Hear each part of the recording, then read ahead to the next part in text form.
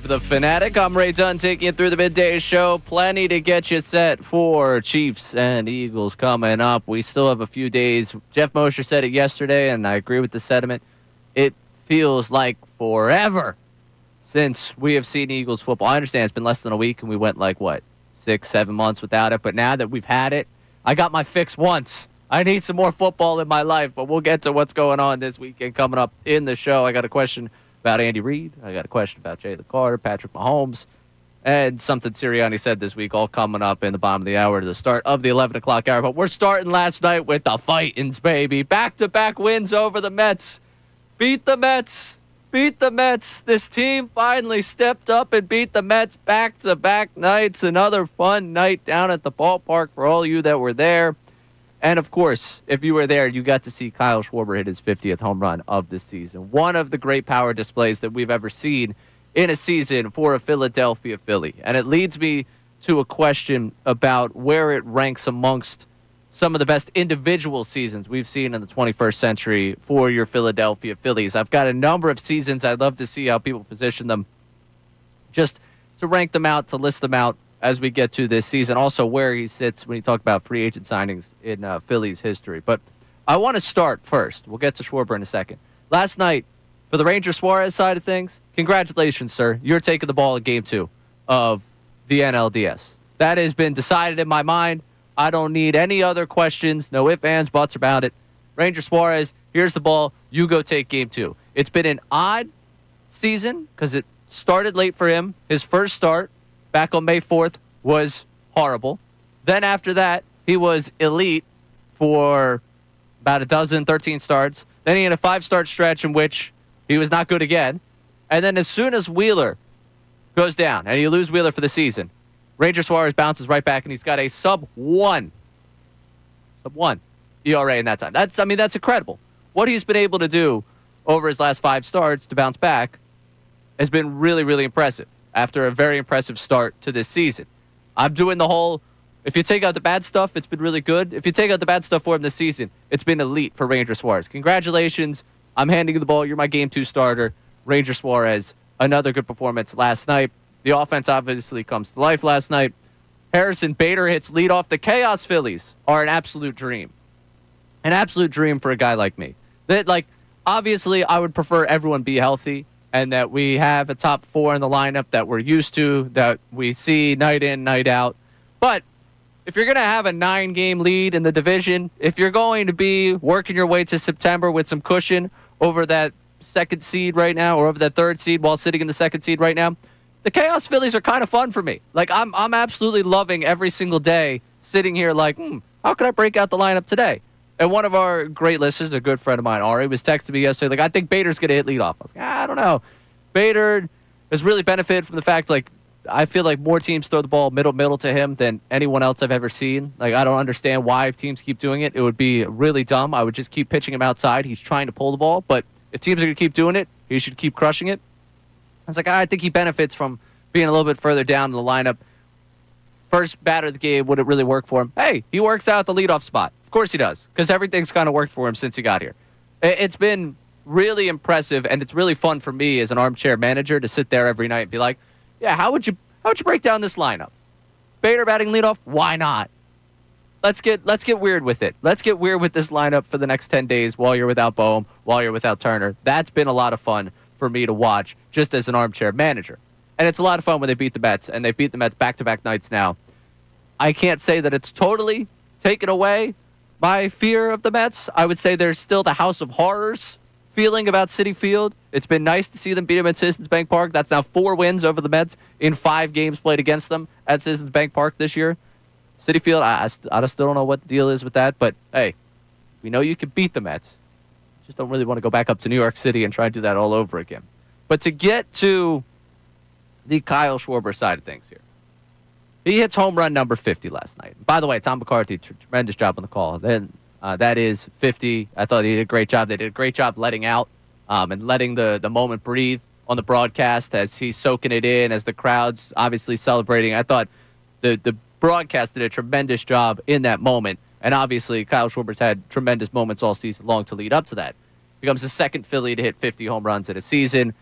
Schwarber has been here not even 4 complete seasons and has more home runs than all but, I believe, 12 players in Phillies history now.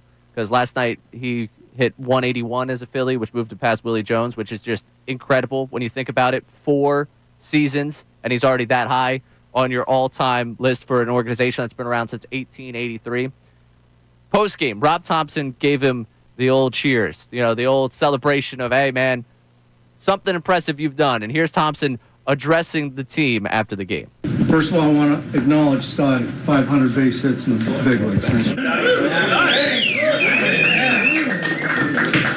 Second of all, Schwarber, you've had an unbelievable year. We're not done yet.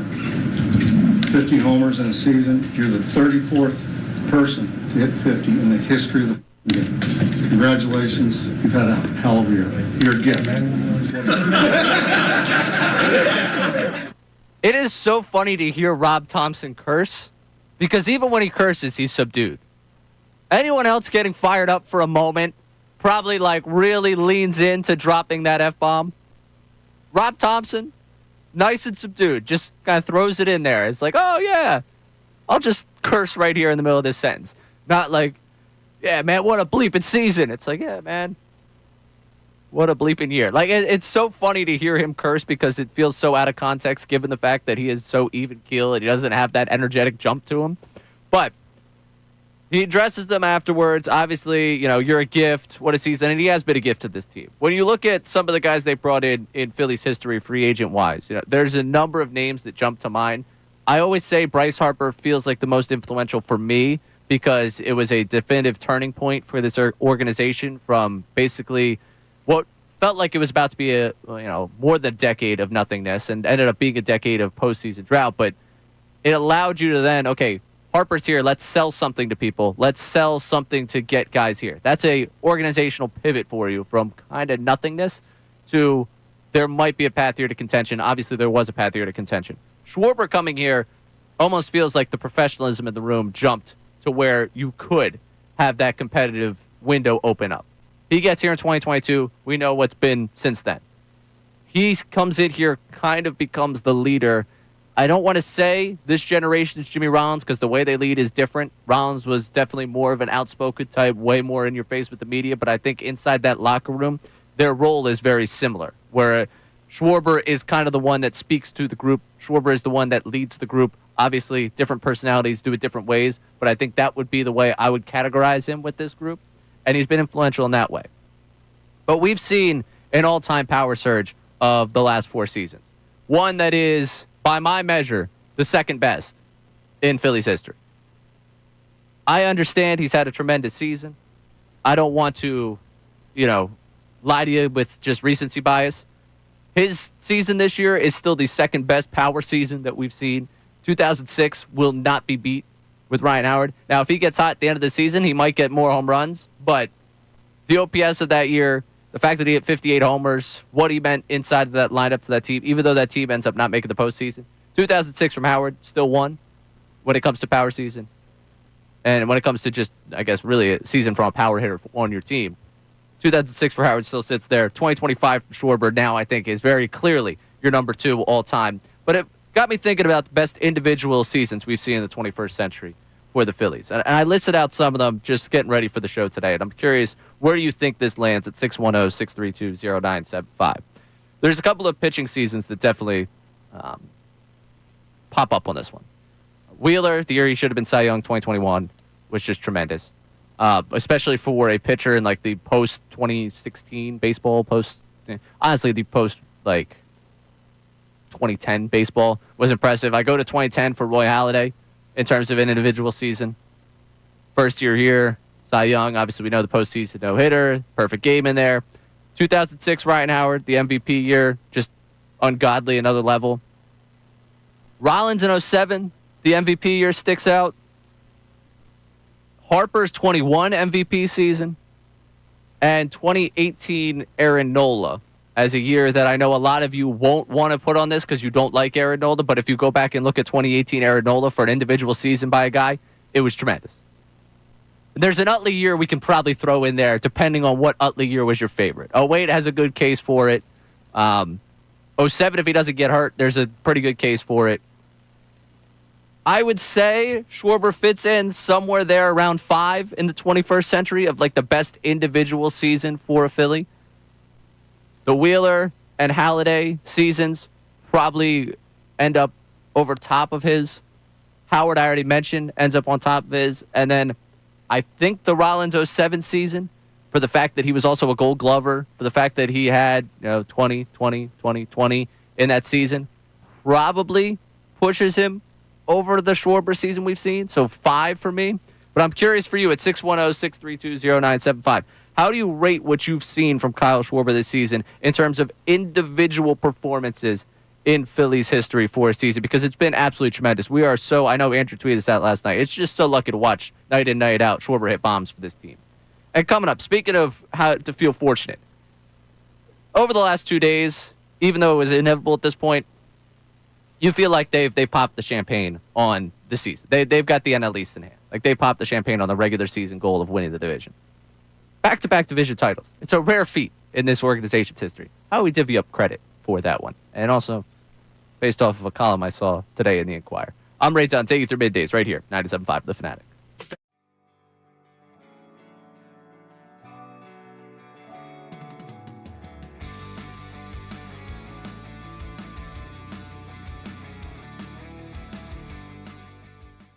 Really want to just find out from Howie. Why didn't you bring back Rodgers? Why didn't you bring back Isaiah Rodgers? You could have avoided this big void in your defense by simply re-signing Isaiah Rodgers. Yeah, but I there's said this to something you here. 2 months ago. You did. I was right all along. Yeah, you were. The whole point to this is you guys were both right about the situation. They should have kept Rodgers. There's no doubt about it. By the way, they didn't. Move on. Get off of that wagon. You're right. I You mean, got to you move on. both got to get off of that wagon. You're correct. I don't Yeah, ca- I'm I coming don't- at you now, too. I don't keep bringing it up there, Skippy. Skippy. I love this. No, you're right, though. We got to move on. It's just frustrating when you're watching these games because I know, but you every offensive coordinator is going to attack the opposite cornerback to Quinyon Mitchell. You got to think about how are they going to fix it now? Is All it right. Jory Jackson the answer? I don't think so. After what I saw last night, I would say no.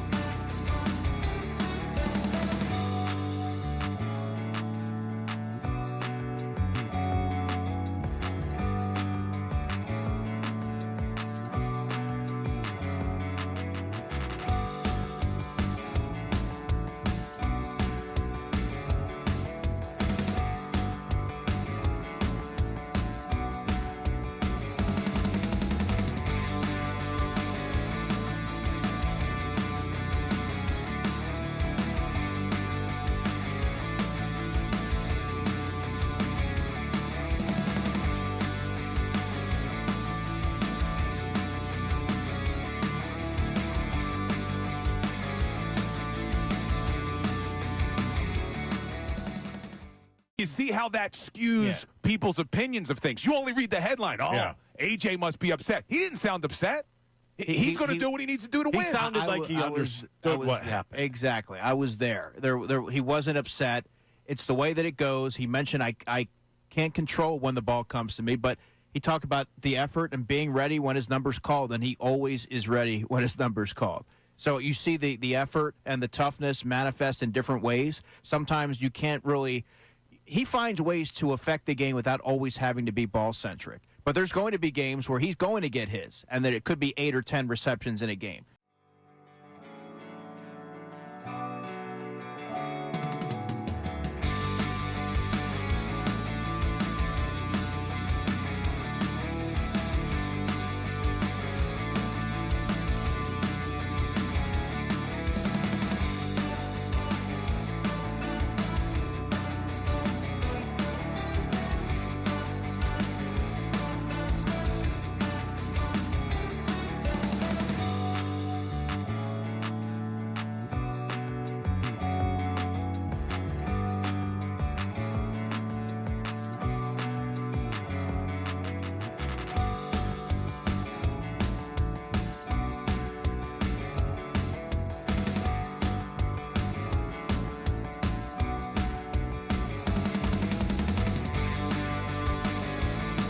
just ask you off the jump here. We see number 50 from Kyle Schwarber last night. Tremendous. Second best power season by a power hitter that we've seen in Phillies history, in my opinion. But when we look at the individual performances you've seen in the 21st century for a Phillies season, where would you place it? Because I'm thinking it's top 5, but I think it is 5. I think I'll put it at 5. Given what you saw from Halladay in 2010, what you saw from Howard in 2006, Rollins in 2007. I had our good buddy Connor Thomas stop in for his little kind of post-show. They do post-show headlines on YouTube. You should check it out for the morning show. I feel like Connor Thomas is like post-show breakdown with the two of us after the first segment. And he had 08 Lidge in there as a top 4, which is impressive. 48, that's hard to duplicate. So I can understand how is that one in there. I went with 21 Wheeler. But he also agrees that it's a 5. It's a 5 spot for Kyle Schwarber. And I'm curious for you at 610-632-0975. Where would you place this Kyle Schwarber season in terms of the individual seasons that we've seen in the 21st century for the Phillies? Now, something we're seeing the Phillies do that will only be the 3rd time in the organization's history. Back-to-back division titles. 70s, obviously the run from 2007 to 2011. And now they've all but popped the champagne at this point. I know there was the superstitious crowd. There was I saw the Tim Kelly tweet about it. If the Phillies had lost last night, they would have been 7-up with 17 to play. And everyone knows what happened in 2007. So there was a little, you took care of business last night. Now you're 9-up with 17 to play. So now we really don't have to sweat that one. I legitimately, don't do it. Don't test this. Like losing out here. Yeah, I mean, you obviously would have to you'd have to do more than losing. But you're in a spot where it's like near impossible. You would take all-time collapses. Someone that lived through 64 right now is like, shut up, kid. Shut up. Don't say anymore. But back-to-back NL East division titles for this organization is something you've only seen now. It'll be 3 times. And there's a lot of credit to go around here. There's credit to ownership for spending as much as they did. There's credit to Dombrowski as much as people don't want to give it, because if you remember at the trade deadline, the two sides were dead even, pretty much. I mean, they were right there with each other. Mets, Phillies.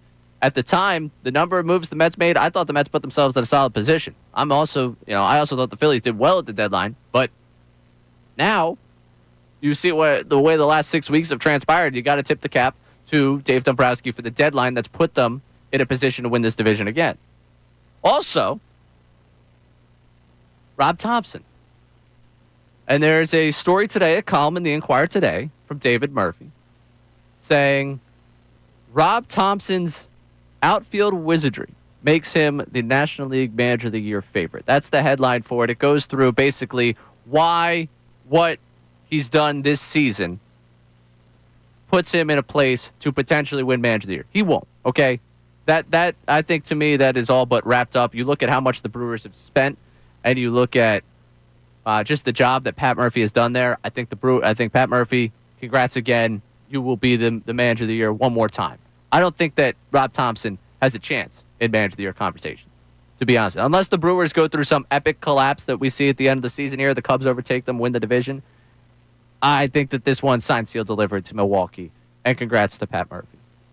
But it is interesting to look at the lens of what they've overcome since Thompson's taken over and what they've overcome this season.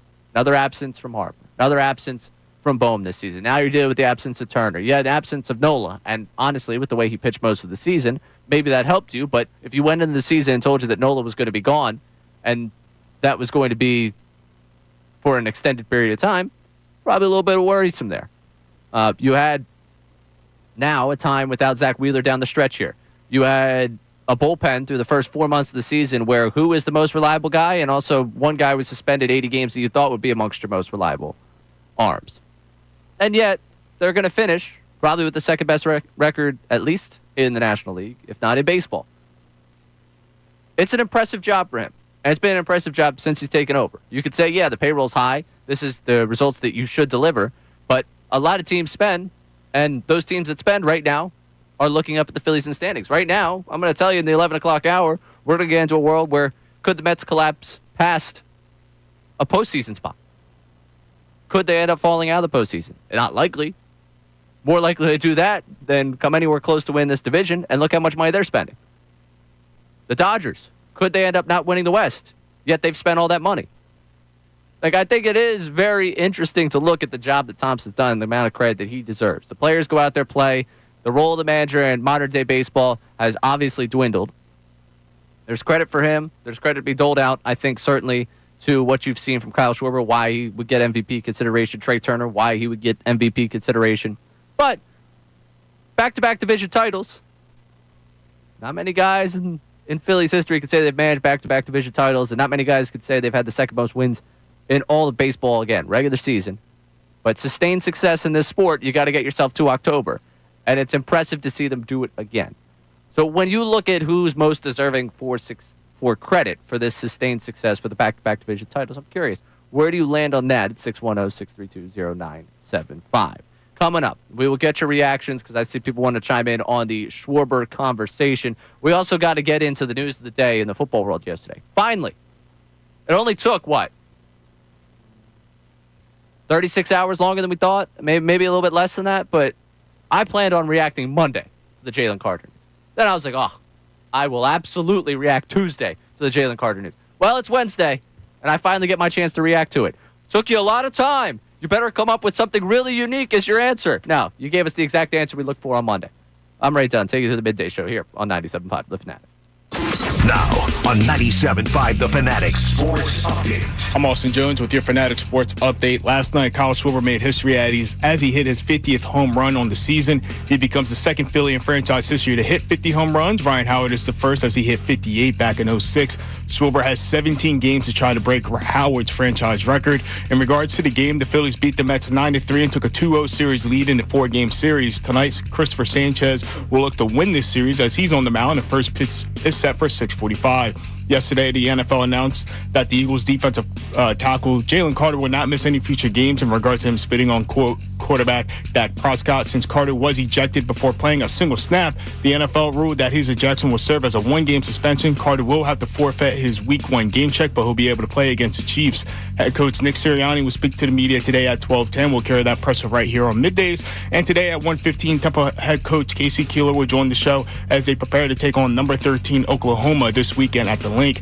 This update is also brought to you by the International Hot Rod Association, International Hot Road Association, and the ROM Hybrid, where the roar of the engine meets the torque of the wrench, building champions on the track and in the trades. Get your tickets at ihra.com. I'm Austin Jones, your home of the best birds coverage, 97.5 The Fanatic and 97.5thefanatic.com.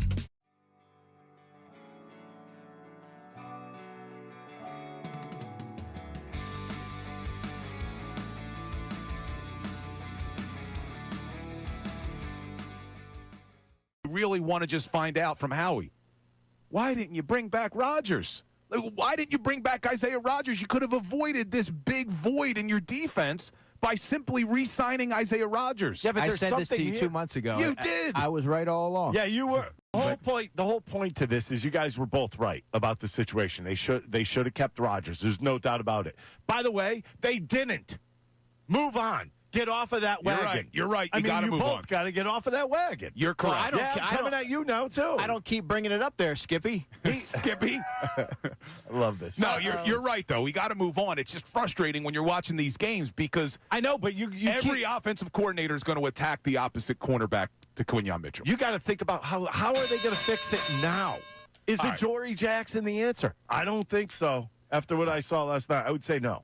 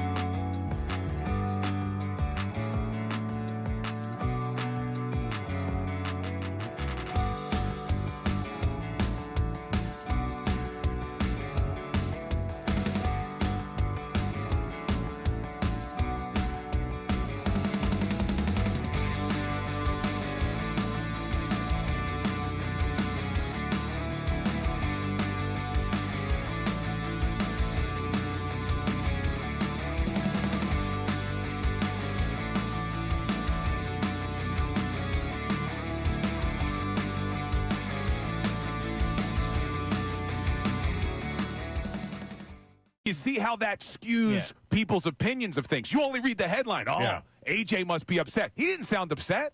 He's going to do what he needs to do to win. He sounded like he understood what happened. Exactly. I was there. He wasn't upset. It's the way that it goes. He mentioned I can't control when the ball comes to me, but he talked about the effort and being ready when his number's called, and he always is ready when his number's called.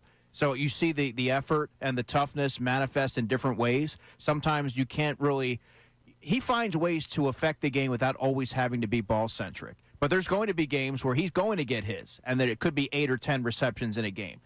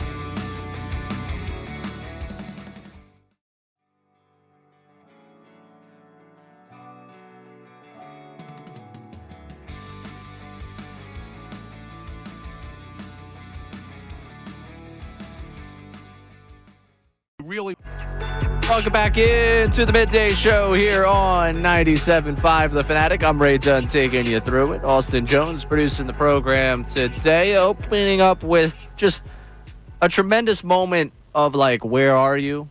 Because we all have seen this season play out, but to contextualize what 50 home runs mean, this organization has been around since 1883. And I understand. They haven't been hitting 50 home runs a season since 1883, but it's impressive it's only happened twice here. And impressive that you got to see that happen last night. I will always be able to say I was sitting on my couch. I really don't have a very, very cool spot for where I watched that last night. But it was really awesome to see, and it got me thinking about the individual performances that we've been subjected to in Phillies history, because it is one of the great individual seasons that we've seen in the history of this organization, and certainly in the 21st century of this organization. So ask you that question off the jump here. How would you rate this amongst the great seasons that we've seen from a Philly? I see our guy, Kevin Cooney, is in the YouTube chat here, and I'll give him the flowers here because he was so close to saying it. He didn't want to say it, but he almost said it like 2 weeks ago that the division was over. And I was like, I can't get there. I can't get there. Got to see him play. And then obviously what happened up in New York, it was like, I really can't get there. Have to see him bounce back. But today I wake up thinking about those guys that were heckling me at the 7 line up there after my night in Citi Field. And I hope that you are having a miserable morning. And I hope you've had a miserable week. I hope you are downright sad, upset. I hope that everything else in your life is going well, but your fandom stinks. And I hope that you're just having an awful day today. Because the way, take off the Philly shirt. I'm like, oh, man, why? It's all Philly shirts. You don't want me shirtless here. That's actually worse. It's so much worse for you if I take off the Philly shirt. We're going to take the division. Dude, there's still 4 games in hand here. Like, I don't understand what you're saying to me. We're taking all 4 down there in Philly. I was, all right, we'll see you in 2 weeks. I don't think you are, but yeah, obviously this stunk. So I just hope those guys are having a terrible day today. That's really the crux of the conversation there. And back-to-back division titles. I'm curious for people where the credit lies. Because again, can't lie all with the manager. We all know the impact of a manager in a game is dwindling in baseball, but still certainly there. And I think he deserves a little bit of credit, at least a little bit of acknowledgement. Like yesterday, we gave acknowledgement to Dombrowski and what he did at the deadline because it's looking pretty good. Looking pretty good. Saw a story in The Athletic today highlighting that exact thing. Saying. It was a good deadline. Let's go to the phones here at 610-632-0975. Go to Lansdale, talk with Jay, who wants to get on Schwarber's 50th homer. Jay, you're on 97.5 The Fanatic. Ray Dunn, first time, long time. How you doing? Appreciate that. Thank you for checking in. I'm doing good. Yeah, I just want to talk about Schwarber, man. I feel like he has a real chance of, at least in my book, being number one as far as all-time individual performances go for a season. I feel like if he has a great postseason performance, I feel like he'll cement his spot at number one on my list. That's interesting. So I guess the way that folds into the individual season, because you listen to my five, and I'm laying out pretty much regular season. Halliday's the one that gets into the postseason and has the no-hitter in 2010, but you're going postseason performance on top of it, which is a good way to look at it. I would say, now, what does he have to do postseason? Like, what are you looking at from this point forward that gets him to number one?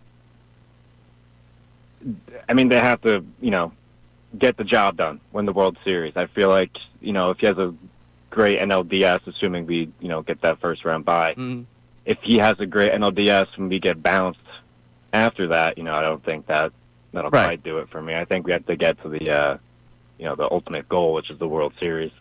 So, yeah, he puts a ring on it, and he gets maybe close to 60 homers. Yeah, well, I guess if they put a ring on it, I think over the next couple weeks, he probably hits a few more home runs. Postseason probably hits 7 or 8. Jay, that's a pretty good call by you.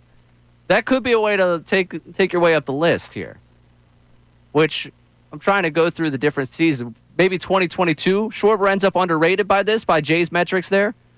And I appreciate Jay. One of my favorite things for a guy that's been in this industry, probably like people would probably say a cup of coffee at this point. I've been here three years, but it's been. I love a good first time, long time for me, because I always feel like I started last week. Like sometimes I'm like I look at that picture, it doesn't look like it. Our old buddy Pat said that I've aged like a president since I started here, and I was all right. Man, that kind of hurts. That kind of hurts me a little bit. But I love that saying you're a long time listener, Ray Dunn. And I'm like, yeah, I've been here, I guess, a little bit of a long time. But I would think probably the individual performance to get him to number one in the 21st century is, yeah, you'd have to probably hit like 4 or 5 more in the regular season and then have a torrid postseason that ends in a World Series. And that's more credit to the seasons that we've seen before here in the 21st century than it is a detriment to what he is. Like, there's a good chance he will have the single season most home runs by a Philly, including the postseason, by the time this is all over. Because he's going to get, if he goes on like a hot stretch here, he might get close. He might flirt with it. Like last night, I think Tom McCarthy said Ryan Howard was smiling somewhere, and I believe I turned to my roommate offhand and was like, Ryan Howard's sweating somewhere right now. Like, if Schwarber puts together in 2 weeks, like we've seen 2 weeks before, I don't think he can get to 58. But I also, if he hit 58 by the end of the season, who's sitting here like, oh, wow, that's so surprising. In 17 games, he hit 8 home runs. Like, it's tough. Numerically, it's very difficult for him to get there. But if I'm Howard, I'm like, oh, wow, he crushed that ball. Over the last 10 days, like, cynically, the Phillies are winning. Howard's sitting there like, not the worst thing. Like, it's not, like, obviously, you're not sitting there like, oh, yeah, this is good that he's not hitting home runs. But he's like, yeah, they keep winning. My record's kind of intact. Is it the worst thing that this happens? I don't know. But I'm watching last night. He's like, yeah, Howard's smiling somewhere. Yeah, if I was Howard, I'd be sweating. Like, someone turn on the AC in here. It's a little warm. I'm thinking about my record right now. By the time it's all over, though, he probably will put together the single-season record, including the postseason, if they at least have the stretch that we would expect, like where they win the DS, get to the CS, and then see what happens from there. Yeah, it'll be interesting to see how far. Can he get to 60? Can he make that push, including the postseason? And would that then move him closer to number one in terms of individual seasons that we've seen since the beginning of the 21st century?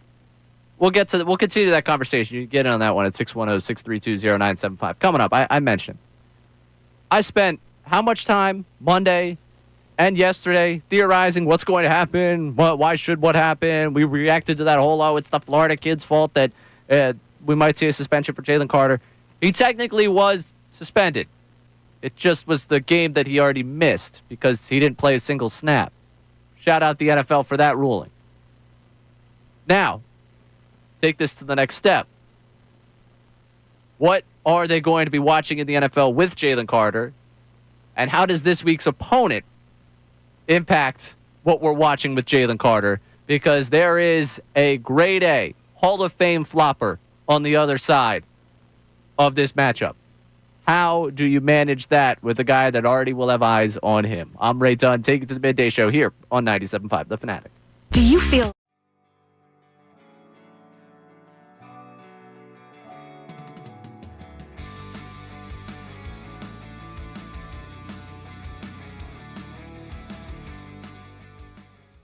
How much do you think they're going to try to make a little bit more of a concerted effort just to get those guys more involved?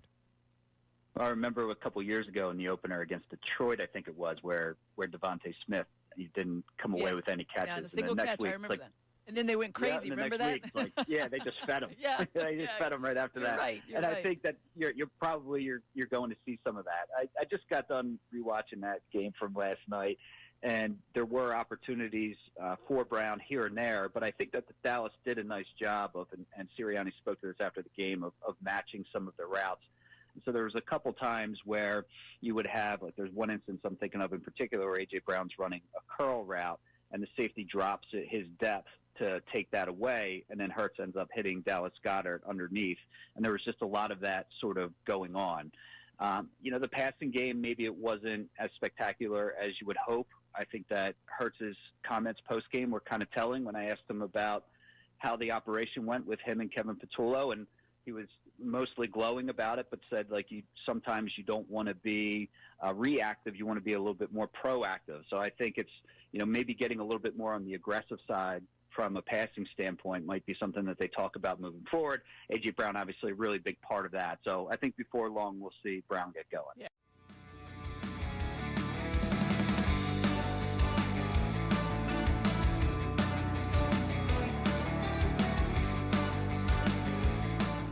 Going forward, how much do you think they're going to let Adoree Jackson kind of figure this out on the field, given the fact they play the Chiefs? It really kind of speaks to what we did see during the course of the summer training camp, and that was that the CB2 just never got an answer. And as much as they wanted to paint it up, it just never happened. I mean, they wanted the job to go to Keeler Ringo, I think, and he didn't grab it.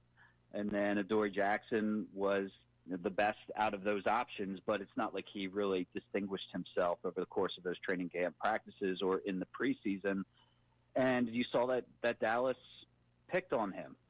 And I think that you're not always going to go up against a 1-2 punch at the receiver position that the Cowboys have, but you can be sure that from here on, including in Kansas City, that opposing teams are going to be targeting that spot. And that is a different reality than what the Eagles were operating with last year when you had Darius Slay and you had Quinion Mitchell, just that's playing at such a high level that it opened so many other things up for the rest of the players and for defense coordinator Vic Fangio. I just looked at the next-gen stats.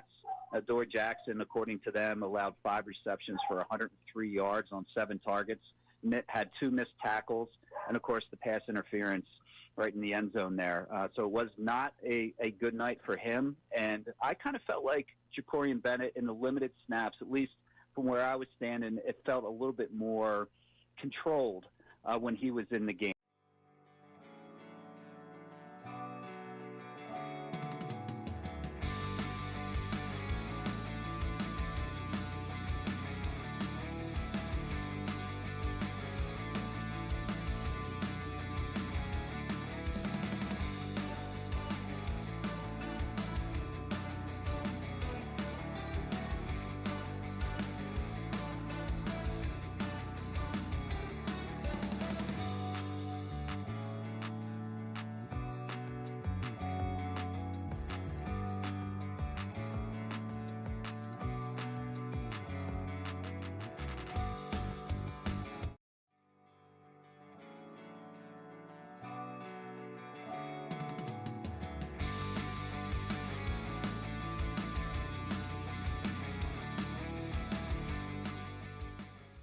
How much do you think they're going to try to make a little bit more of a concerted effort just to get those guys more involved? I remember a couple years ago in the opener against Detroit, I think it was, where Devontae Smith, he didn't come away with any catches. Yeah, a single catch. I remember that. And then they went crazy. Austin Jones producing the program today. He'll be in charge of our NFL Notes at noon. Also today, 12:10, we will hear from Nick Sirianni, allegedly. It'll be at some point in the 12 o'clock hour. What I'm saying is that, I don't think they practice until later after that. So, they have a little bit of time. So he's probably going to take his time getting to the podium, if I had to guess. They were like, whoa, you want to move breaks around? You want to, figure out how we can, I'm like, we're not maneuvering for the guy. All right, we could plan.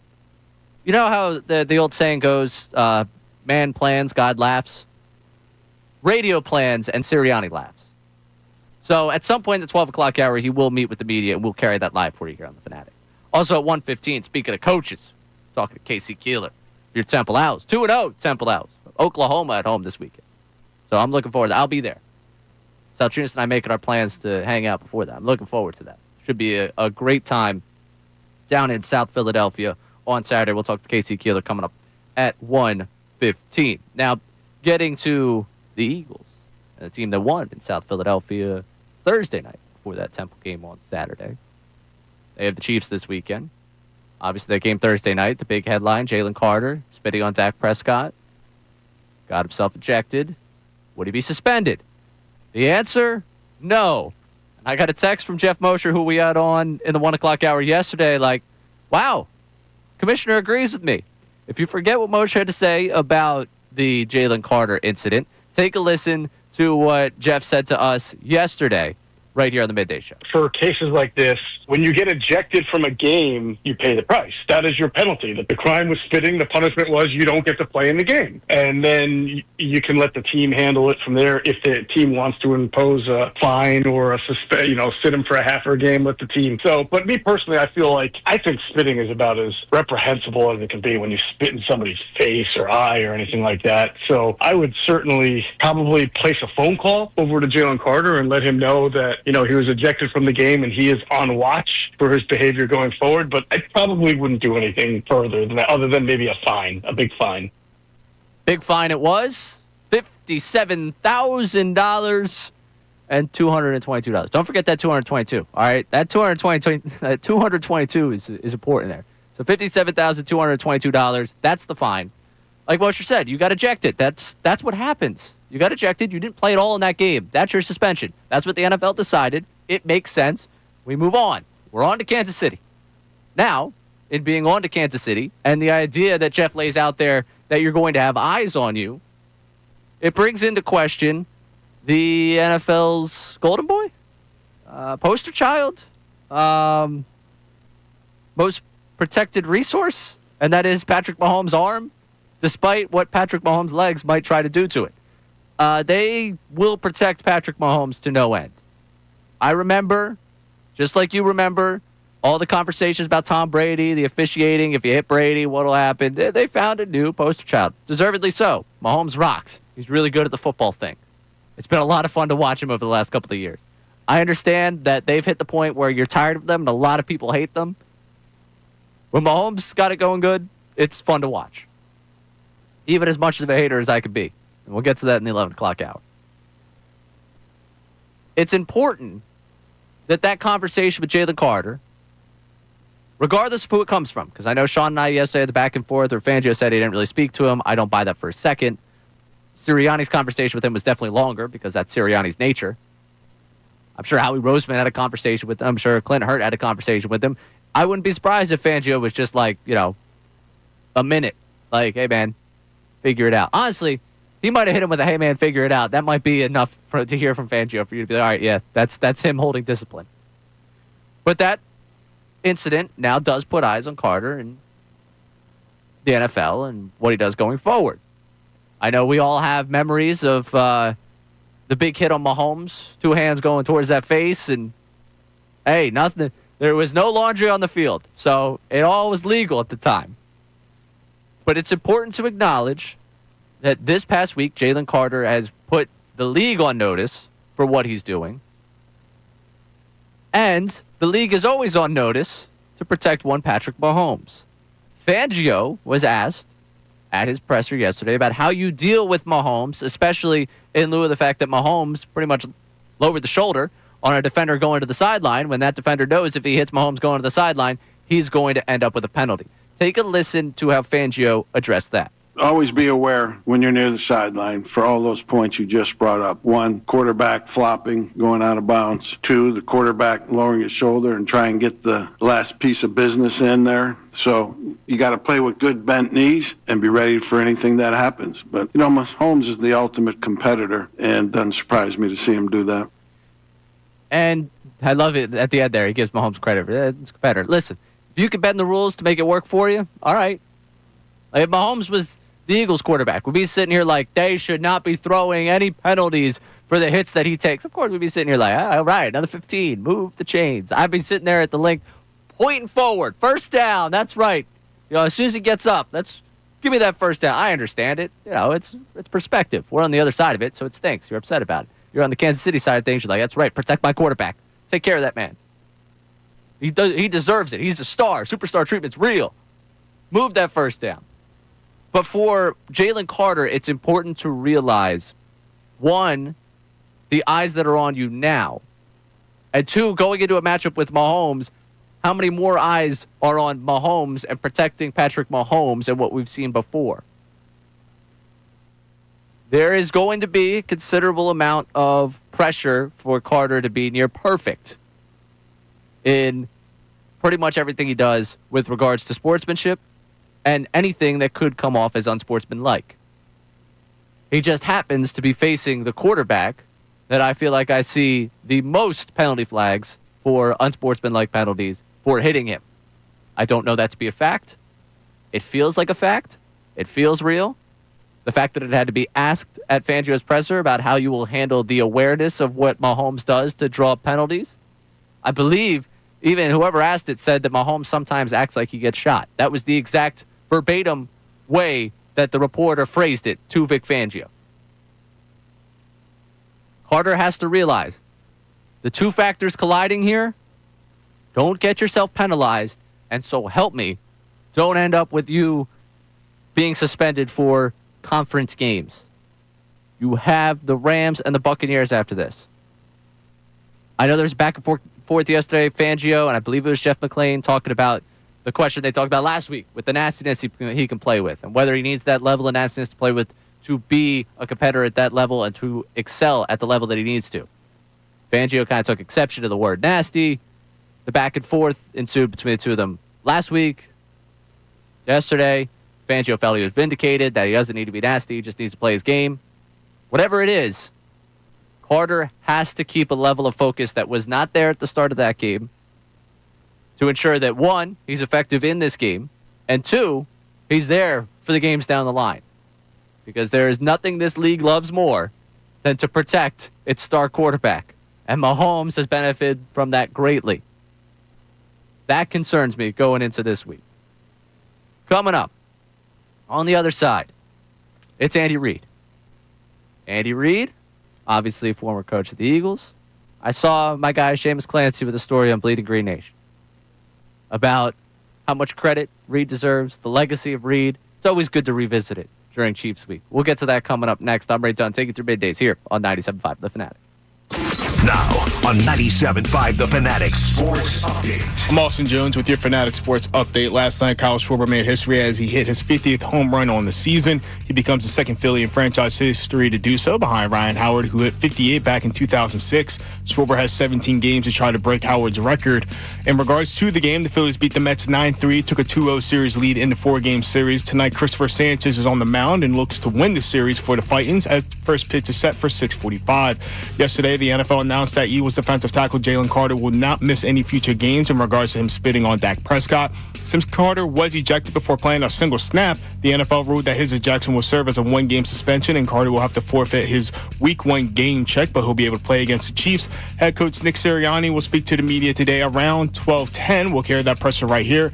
And at 1:15, Temple head coach Casey Keeler will join the show before they look to take on Oklahoma this weekend at the Link. This update's brought to you by Mercedes-Benz. Looking for an exceptional driving experience? Experience the power, precision, and intelligence of an iconic Mercedes-Benz SUV dealer at your local Mercedes-Benz dealer today. I'm Austin Jones, your home of the best Birds coverage, 97.5 The Fanatic and 97.5thefanatic.com.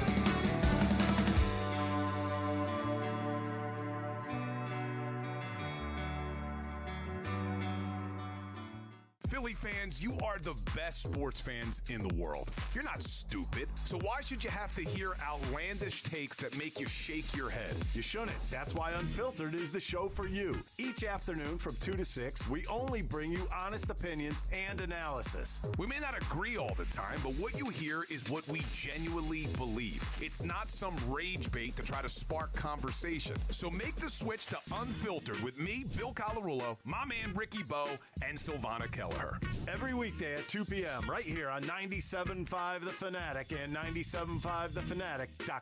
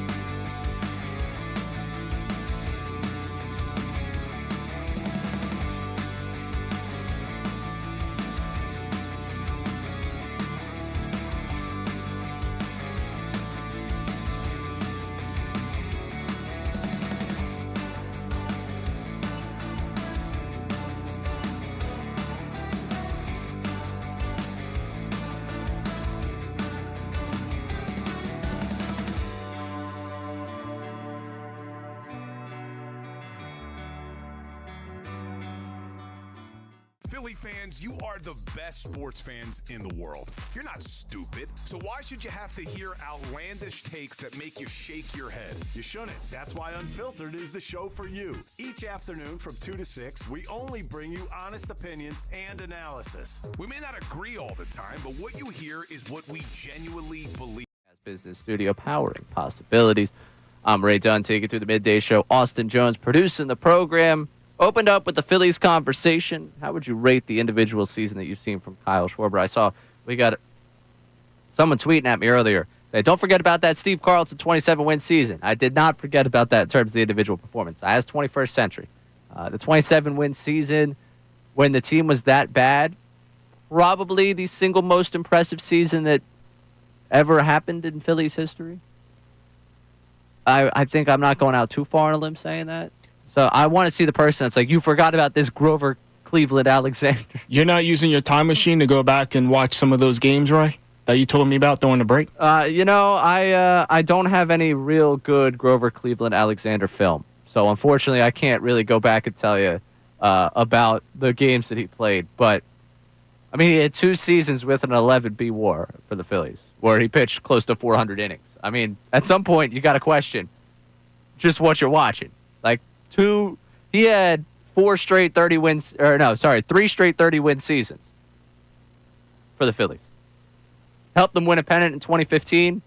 I mean, you put some respect on Grover Cleveland Alexander's name. 2015?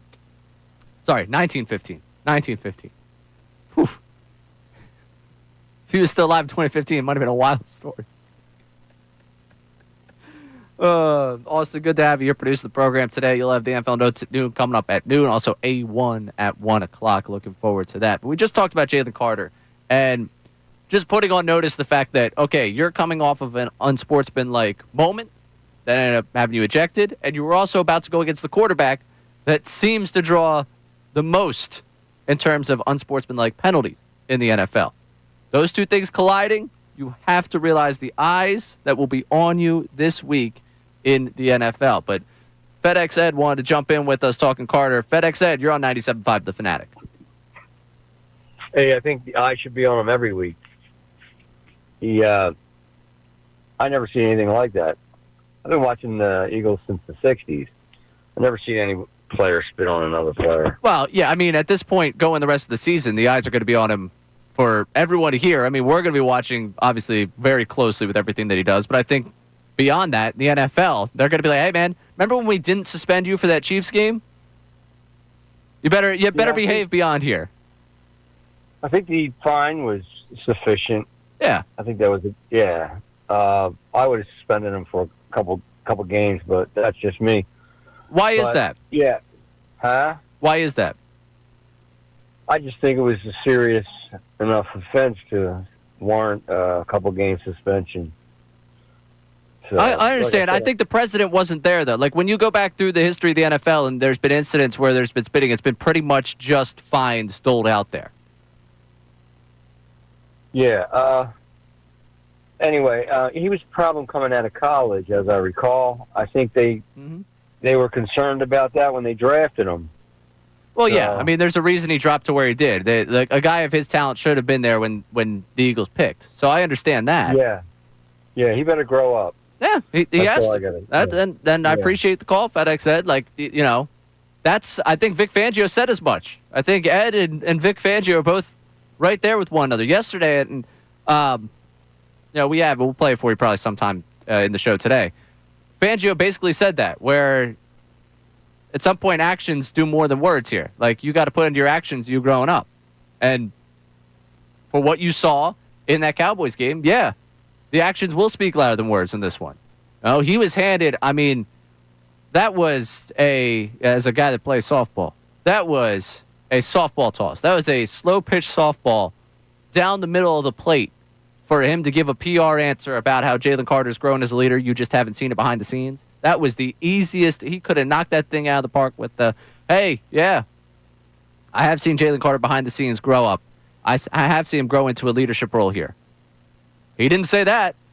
He said quite the opposite on that. That, hey, his actions have to show you that he's going to be a leader. He's got to do more. Fangio's being honest with you. He's honest with you a lot of the time. And in that instance, in that answer yesterday, he told you exactly what Ed had to say there. So, before we move on here and get to the Andy Reid thing that I wanted to get to, real quick, Austin, I know we got some action on the text line. What do we got rolling on the text line? You get into the show, 610-632-0975. Yeah, so this is Terrence from Wilmington rolling with the Jaylen Carter story or news. The Chiefs will show the league the video from the Super Bowl when Jaylen Carter shoves his hands into Patrick Mahomes' face, and it wasn't called. So, yeah, they're going to be watching him extra careful this weekend against the Chiefs. That's it. That to me, like, you obviously with Mahomes have to know. 10 of the 11 guys on the field have to know where you might pick up something against Patrick Mahomes. You might pick up a penalty against Patrick Mahomes. He needs to know that most certainly of any guy on that field, the eyes are going to be on him for what he does, on top of the pressure of going against Patrick Mahomes and knowing what they will call against Mahomes. You also said we got a Phillies text? Yes, we do. This was about the Brewers and the number one seed. This is Joe from Boston. I'm not conceding the number one seed to the Brewers just yet. We are just 3 games behind them with 17 to play. We've been playing better than Milwaukee as of late. Yeah. All right. Yeah. So since they won 13 in a row, they've been about a 500 team. Since the trade deadline, they've still been the best team. The Phillies shouldn't concede the idea that the number one seed's out of hand, but I mean, 3.5 back, 17 to go. You're without your entire left side of the infield. You're rolling with that 6-man. We're gonna get a roll of the dice Friday night. I'll be there to watch Walker Buehler's debut. There's a lot of factors that would lead me to believe that not quite in the cards for you to go get that number one seed, but in the NL, and that's okay. You got what you needed. In terms of playing the Brewers, you got what you needed earlier this month in just showing, hey, yeah, by the way, we can take down this team. We can beat this team. And I think that's enough for me. I know that people will be like, you can't concede. I'm not necessarily conceding it, but I'm telling you the likelihood of it is not great. The only reason that I feel like there's a stronger likelihood of still having a battle for that second seed is because you actually have head-to-head games left with the Dodgers. The Phillies at least made it a conversation with their trip to Milwaukee. They need to end the conversation when they go to L.A. and play the Dodgers next week. And what we already talked about is a pivotal 10-game stretch. Now, interesting thing I saw in Bleeding Green Nation. And it was something I wanted to get into today. and my good buddy Shames Clancy put this one out there. How should Eagles fans remember the Andy Reid era? It's not exactly the question I wanted to pose to you today at 610-632-0975. I was more going to go with how much credit does Andy Reid deserve for the modern-day success of the Philadelphia Eagles? Because a lot of the roster-building tendencies, albeit it's nice to actually have receivers right now, come from the ideas of Andy Reid, the idea of building in the trenches, the fact that pretty much Howie Rose, like both spending money and in the draft, Howie Roseman also sat there as, worked his way from intern all the way up during the Andy Reid time, saw what it took to build something sustainable in terms of success, because as much as they did not win the Super Bowl, they only got to one, they lost. I don't have to relitigate the history with you. They still were and still have been one of the most successful organizations in the 21st century. And it's interesting, the way this wraps up, and it's well written by Seamus.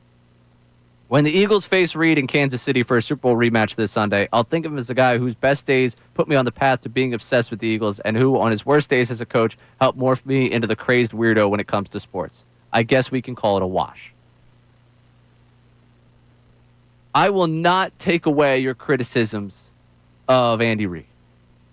You can criticize the time management. You can criticize decisions in various postseason games. The reason why during postseason, fill in the blank NFC Championship game, you feel like they fell short. You could give me wherever you want when it comes to those criticisms. The larger picture here, though, Super Bowl number 1 for this organization was won by a guy that came from the Reid coaching tree. As much as we might want to look back and say, wow, the way things worked out for Peterson, what was he actually as a head coach in terms of sustainable success? But Super Bowl 1 comes from that. Comes from Andy Reid's recommendation. Ended up working out for you. The general manager, that's probably the best at his sport right now, if not the best in sports right now, comes from that tenure. And some of the tenets that they believe in as an organization come from what Andy Reid thought. I don't at all begrudge the two sides going their separate ways. The people that go revisionist history and say that, you could have had this here you couldn't have. He needed to go to Kansas City. Much like I think at some point they're going to come to that in Pittsburgh. Congrats on your win this week, but I think Tomlin going somewhere else would be good for Tomlin. Steelers moving somewhere else would be good for the Steelers at some point. But to me, I think right now, this organization owes a debt of gratitude to what Andy Reid built here to build the sustainability here. It's going to feel great leaving Kansas City 2-0 after Sunday if the Eagles are able to do it. It felt great in February to beat Andy Reid. I will say, though, I do kind of have the soft spot in my heart of like, if the Chiefs are in it and the Eagles aren't, well, yeah, go ahead, Andy. Keep showing them. I'm curious if people feel that way about him, because I think there is certainly a level of credit that he deserves for where this organization has gone. I also, on that same token, feel that we should be grateful. We should also acknowledge, like, hey, like, I'm going to root. I root for the guy. And I don't know that's not how this entire fan base is. So I'm curious how you feel about Reid at this point, especially now that they got the revenge in the Super Bowl. Now that you beat him in the Super Bowl. Can you finally put to bed those of you that could not stand him, your feelings towards him? You get in on that 610-632-0975. Coming up, we'll reset a little bit of the Phillies conversation, but last time we saw the Eagles go to Kansas City, we saw a pretty fired up Nick Seriani, if you remember. He spoke this week about emotions, about preparing. One, it's now the Chiefs' revenge game, not the Eagles' revenge game. Can these two sides keep it in check? Because Kansas City had their own problems that they were talking about this week at the end of their game against the Chargers. And we've obviously been talking. We spent already enough time talking about Jaylen Carter today. Is this game as simple as who keeps it under control more? I'll explain to you coming up. I'm Reid Dunn, taking you through middays here on 97.5 The Fanatic.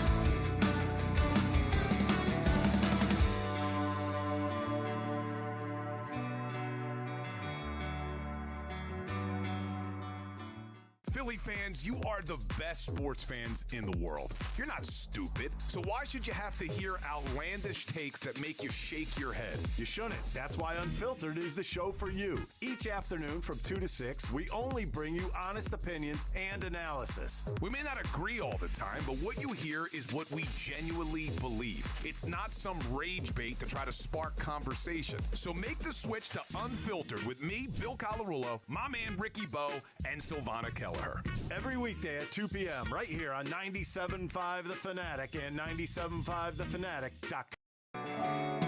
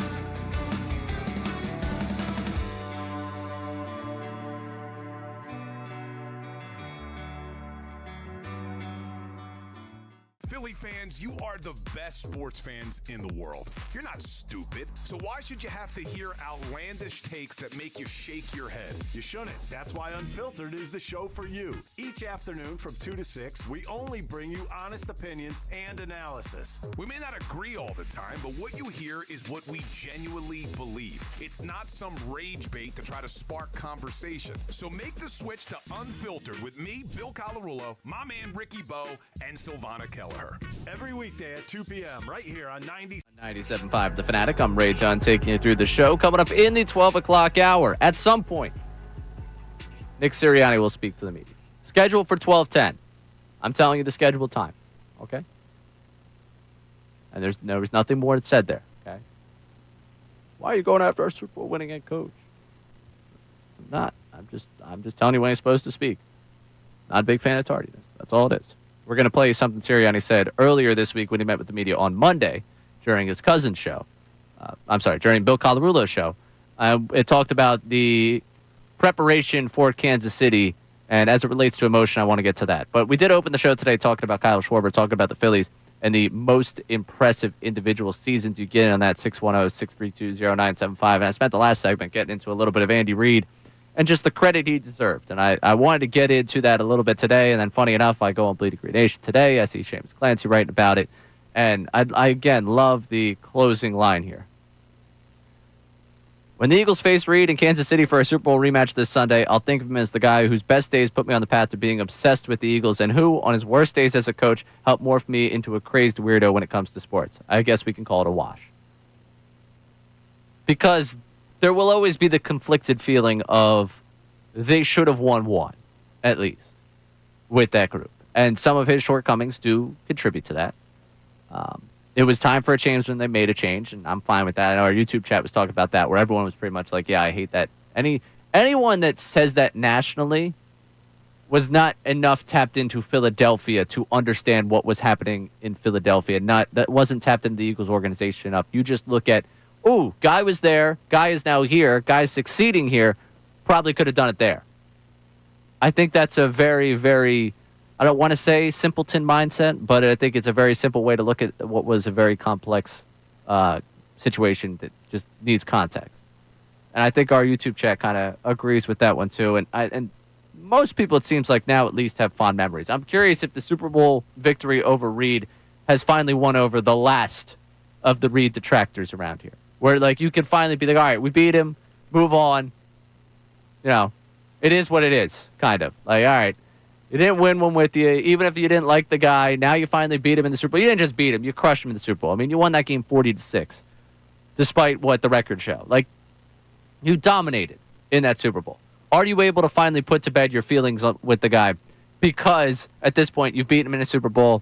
It's been over a decade since he's been here, and you move on. I could see the other side where people are even more annoyed by him now, just because they're like, yeah.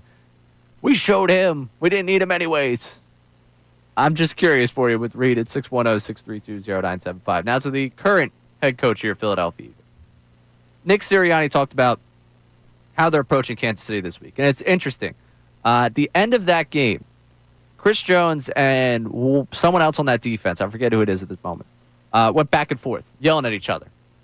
Because they obviously missed on that 3rd and 14 where Herbert's able to scramble out. Jones went inside, was supposed to go outside, break containment. Herbert gets out, gets on the loose, and for Herbert to run for 14 yards, it's not a modern-day miracle, but it's pretty impressive. It is just something really, really impressive for the guy. Just getting out there, running for the first down. They're able to wrap up that game. The Chargers obviously get the victory. And there was a back and forth, two guys yelling at each other, and it's, whoa, look at the Chiefs, like having a little dissension. They've lost now the Super Bowl. They lost the first game of the season, and now they've got the Eagles coming up on Sunday. Is there a chance that they are fired up a little bit, like they have lose their emotional cool a bit? Because this is the revenge game. This is the get-back game. There's a lot of ways that they certainly feel about how that Super Bowl went. On this side, for the Eagles, Sirianni might finally have put it to bed with beating Reid in the Super Bowl. He's definitely not totally over the fact that he lost his job when Andy Reid took over at the Chiefs. He might have. All right, I can't say he's definitely not. He might not be. Like, there's always going to be a piece of him, no matter what you achieve in life. The person that spites you, Austin Jones, there's always just a little bit that you still have. Oh, for sure. You could have the most success in your next career, like a Nick Sirianni, getting to the Super Bowl, winning the Super Bowl. But there's always going to be that 3, 4, 5% of you that's like, yeah, screw that guy or screw that person because they let me go and I had to move on when I didn't necessarily want to move on. I'll put it this way. There was, in my young career, coming out of college, I applied somewhere. Someone that was in the hiring portion of the whole thing had told me that I was more of an off-air type. And to someone that wanted to be on air, that was, someone listening right now was like, well, that guy was onto something. I listen to this guy every day. But at the time, I was like, wow, like, that sucks. And then, like, you get to that. And even today, I could try to be the mature guy. I could try to be the one, but still part of me is like, look where I am. Things have worked out decently for me. Mm-hmm. I'm not on top of the world, but I think things have worked out pretty decently for me. I do carry a little bit of the chip on the shoulder there. I could imagine that Sirianni, even though things have worked out for him way higher than any level that I'm talking about, he probably still has a little bit of, screw you. And you saw it. When they go to Kansas City and get the revenge the year after the Super Bowl, you saw the fiery attitude coming off the field.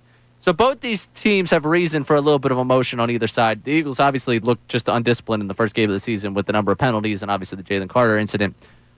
Here was Sirianni talking about the idea of the rematch, the idea the Chiefs having the edge, and just how you prepare for a matchup like this.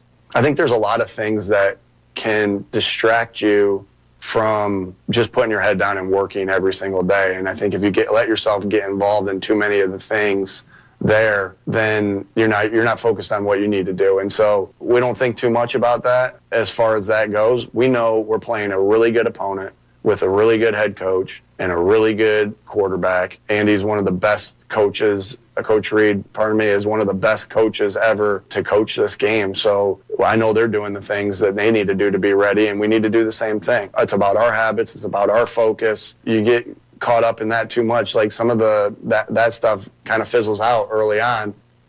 Now, Sirianni, you're a Super Bowl winning coach. You can call him Andy. All right? Coach Reid. He's not your coach. It's a respect thing. No, right? You can call him Andy. You can call him Andy. Like, he probably calls, like, Kevin O'Connell, like, Kev. You know what I mean? But, like, Andy's, 30? Maybe about 35 years older than him? It's probably just a respect Andy, thing. Man. They're not boys. He's Andy. He's not your coach. He's not your coach. You can call him Andy. Him apologizing in there. Oh, sorry. Come on. But to real things in there, I will give Serriani credit where credit is due. There is another level of maturity, emotional maturity that he's obviously displayed over the last calendar year. Pretty much since that Browns game where he was told to dial it back. And he has dialed it back to the point where it's worked for him. The Baldiani era. Yeah, Baldiani era. Since then, he's been able to really, again, channel that into this football team. I'm interested to see the way Sunday goes. Which team plays, if this game is decided by which team comes out less emotional about the matchup and more just about the matchup. Because there's reason on both sides for the teams to come in with a little bit of emotion. And to Sirianni's credit, he's had this team ready to play when they need to be, and they've been really laser focused on the task at hand. The only time that I can say that I thought maybe there was a little bit out of the ordinary was that Commanders game they lost. And even then, if Hurts plays in that game, they probably still win that game. So, with that said, I think that's one thing I'm looking forward to in this matchup. Because I think it's going to be the less emotionally driven and the more business-driven team that ends up coming out on top this Sunday. Because there's a lot of factors working the way of, like, can the Chiefs really start 0-2? Can the Chiefs really lose 3 straight games? Mahomes is their quarterback. Can the Chiefs really lose their opener? And we'll get to that later on the show, whether you care about that. Coming up, get back to the Phillies from last night. They've now won back-to-back games over the Mets. Oh, it's a beautiful thing. Last time that happened. Not this season. Hasn't happened yet this season until last night. We'll get into Ranger Suarez, the side of things, because obviously he has another tremendous start. I said at the open of the show. He's your 2-starter. Game 2 starter. Signed, sealed, delivered. All right? That is in pen now. Sanchez, Suarez. Can we think about the future with him? And what they have to do this offseason with him? Plus, reading something in The Athletic today. Ken Rosenthal. Most teams would relish the Phillies' problems. It's a real line. We'll break that down for you. I'm Reid Dunn, taking you through middays here on 97.5 The Fanatic. Now on 97.5 The Fanatic Sports Update. I'm Austin Jones with your Fanatic Sports Update. Last night, Kyle Schwarber hit his 50th home run on the season. He becomes the second Philly in franchise history to do so, behind Ryan Howard, who did it in 2006. Schwarber has 17 games left in the season to try to break Howard's franchise record of 58. In regards to the game, the Phillies beat the Mets and took a 2-0 series lead in the 4-game series. Tonight, Christopher Sanchez is on the mound and will look to win the series as first pitch is set for 6:45. Yesterday, the NFL announced that the Eagles defensive tackle Jaylen Carter will not miss any future games in regards to him spitting on Dak Prescott. Since Carter was ejected before even playing a single snap, the NFL ruled that his ejection will serve as the 1-game suspension, but Carter will have to forfeit his Week 1 game check. Head coach Nick Serriani will speak to the media today around 12:10. We'll carry that live presser right here on 97.5 The Fanatic. And at 1:15 today, Temple football head coach Casey Keeler will join the show as they are prepared to take on number 13 Oklahoma at the Link this weekend. This update is brought to you by Bet365. Football is back. Get ready for the season at Bet365. Whenever it comes to sportsbooks, Bet365 has it all. Download the app today and see why it's never ordinary at Bet365. I'm Austin Jones, your home of the best birds coverage, 97.5 The Fanatic and 97.5thefanatic.com.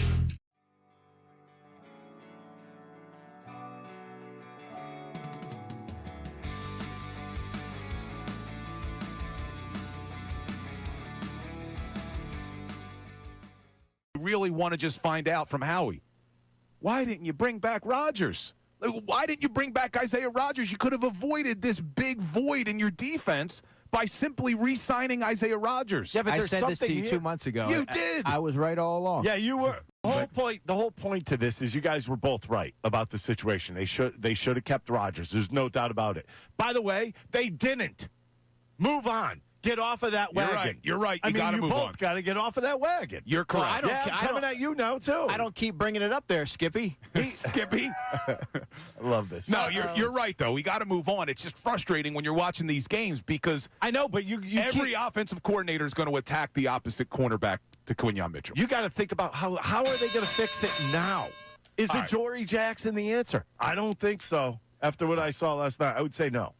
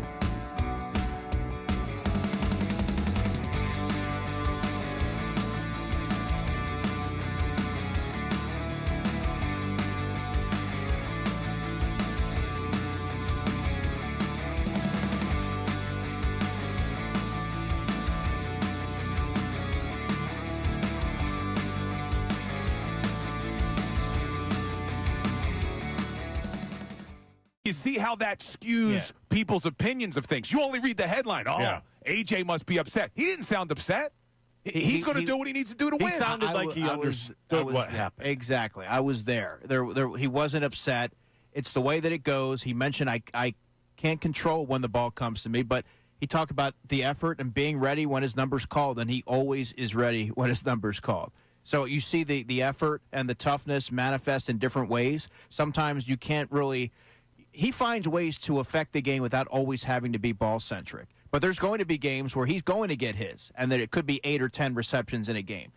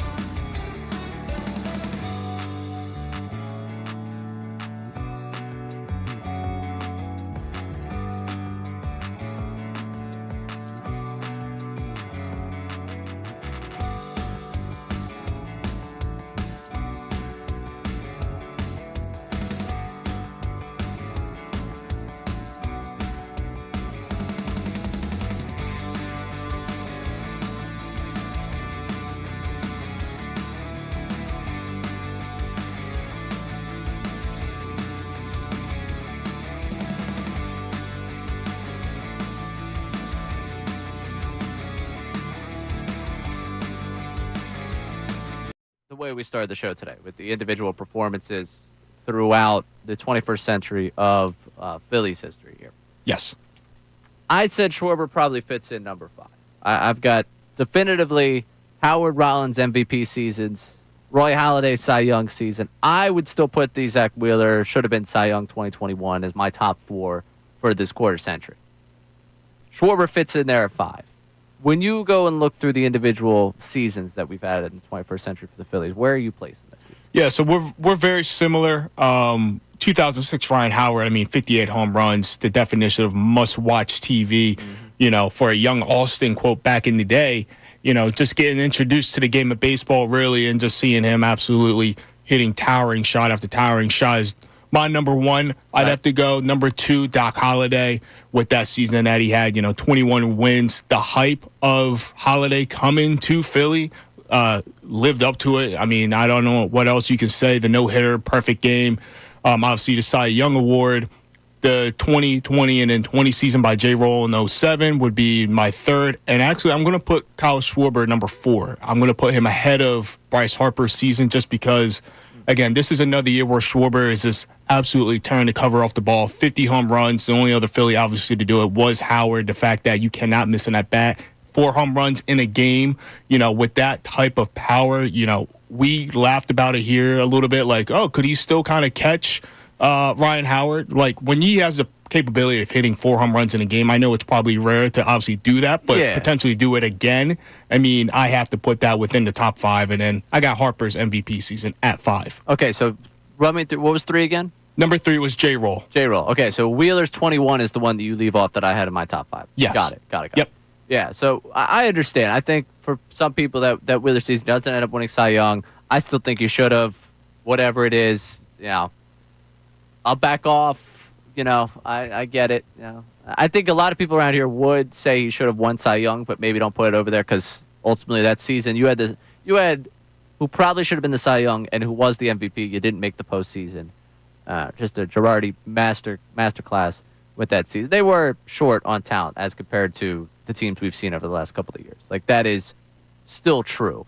They had to make the additions before the 2022 season for a reason. They had to pay what they paid Schwarber, what they paid Castellanos for a reason.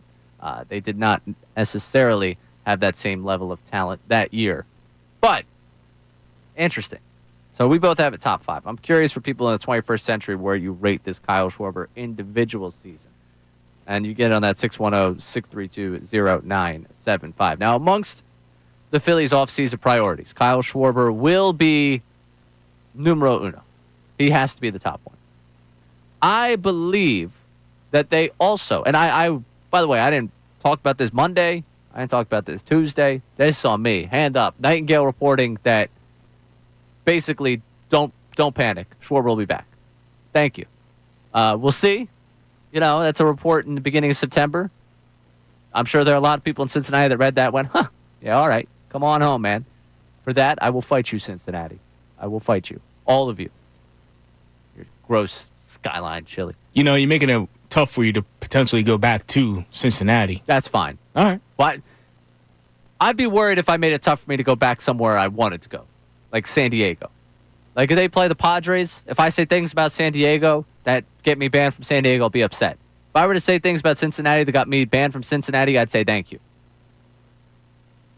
They handed Schwarber the key to the city. I'm okay if they hand me the lock. I'll lock up. I'm out. I'm not going back in. I'm good. Thanks. Not a bad ballpark. Not a bad town. But I'm okay if you ban me from that place. Who's trying to go to Ohio, really, when it comes down to it? Sending me back to Cincinnati? Yeah, I'm fine. I'm on to anywhere else. But Schwarber is going to be priority number 1. I imagine that Real Muto will fall as priority number 2 for this team to lock him up, given the hot stretch he had most of this summer. The fact that I think this pitching staff loves him. And I think it'll also be cheaper than what it's been for him. They gave him, 5 for 18 last contract. I don't think he's going to get almost 5 for 20. He was making nearly $100 million. I don't think that's going to be the case. I think it's going to be like 2, maybe you get to double digits, given the way he hit this summer. But I think they're going to want to match up the end of his contract and the end of Zach Wheeler's contract, that 2027 season, and let the two of them ride out in the sunset together. Ranger Suarez fits an interesting piece of this offseason. Suarez has also himself had a very interesting season when you look at just the stretches that he's had. Of course, misses the first month of the season. He comes back May 4th. I remember it as the day of the Broad Street run. So I went down to my favorite neighborhood establishment and was after the run. Because you run 10 miles, obviously the most healthy thing you can do is go and grab yourself a beverage that is not going to rehydrate you at all. That's obviously what you're supposed to do. So I went down and met a friend and watched that first Suarez start. And it was like, oh, boy. After that start, his next dozen starts, he goes 80 innings, allows just 13 earned, 1.46 ERA. Then he has a 5-start stretch where he allows 21 earned over 28 2/3, just south of a 7 ERA. Since then, his last 5, 30 innings, just 3 earned, a sub-1 ERA. He's had a very interesting up and down. It's been cool to see him recover from that post-All-Star game swoon, especially as Zach Wheeler went down. And he has definitely locked himself up into that second starter spot for me when it comes to the NLDS. It also makes him an interesting case study for this offseason and how he'll get paid. Given the left-handers that are basically not there on the market, what is a team willing to give Ranger Suarez, given the back history and given the fear of that second half collapse that he is prone to? Now, he's bounced back from it, so he's certainly earned himself some money back. If I'm the Phillies this offseason, you're giving him that qualifying offer. I am. If he accepts it, they end up paying a ton of money for him on that 1 year deal. All right. But I'm giving him that offer. And you are cautiously waiting around to see what happens. Given the uncertainty of Zach Wheeler to start next season, I wouldn't be against committing money to Ranger Suarez. Hard for me to find myself against it. That stretch he went through, that 5-start stretch in the middle of basically July to the end of July, beginning of August, is a good reason why you're skeptical of giving him what would be top dollar on the market. But I'm not against doing so responsibly for a 2-3 year deal, especially if the market isn't what he anticipates it being. He still doesn't fit in my top 2 priorities for this offseason. Just because you still have Wheeler, you think, coming back next season. Again, it complicates things. You believe you have Wheeler coming back next season. I still have Sanchez at the top of this rotation. I still have Luzardo as a part of this rotation. Andrew Painter will see what he is come next season. They will have to address starting pitching depth in the offseason, regardless, on the cheaper side. But I am not just going to let him walk out that door. And I find it hard to believe that they will just let him walk out that door. For a lot of the fan base, it'll be like, yeah, they let him walk out the door. It'll be like, oh, well, they probably tried to work something out, but maybe someone that's starting pitching deficient is like, we're going to pay you to be our ace. And it's going to be a lot of money. Suarez said at the beginning of the season that this is his, this is his club. This is the one he's grown with. He's been here for a long time. He doesn't want to go. Well, we'll put that to the test because I think there will be a decent amount of work done by this organization to keep him here. I think that starts with a qualifying offer. But I'm interested to see how people feel about the pending free agency of Ranger Suarez at 610-632-0975, given the fact that he's bounced back. Very easy during that 5-start stretch where he's over a 6.5 ERA to be like, all right, yeah, you know what, we're cool. I can't say I'm going over the moon to keep him here, but I'm being competitive in keeping him here. And if that hurts me in terms of upgrading the lineup, probably so be it in that case, because he's going to end up being a Game 2 start in the NLDS if it was up to me. Coming up, I said it earlier, Ken Rosenthal in The Athletic. Most teams would relish the Phillies' problems. Really? We'll dive into that as The Athletic looks at the problems across Major League Baseball for contenders and one team that's trying to sneak its way to the postseason. Could the Phillies be helping them out right now? I'm Reid, taking you through middays here on 97.5 The Fanatic. The summer's here, and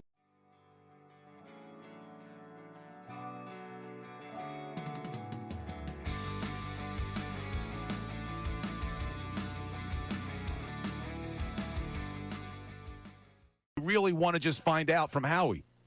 Why didn't you bring back Rodgers?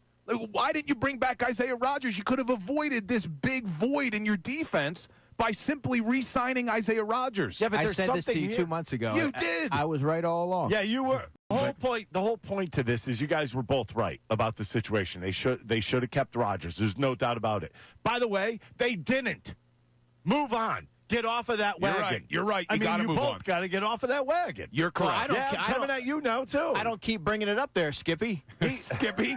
I love this. No, you're right though. We got to move on. It's just frustrating when you're watching these games because I know, but every offensive coordinator is going to attack the opposite cornerback to Quinyon Mitchell. You got to think about how are they going to fix it now? Is All it right. Jory Jackson the answer? I don't think so. After what I saw last night, I would say no.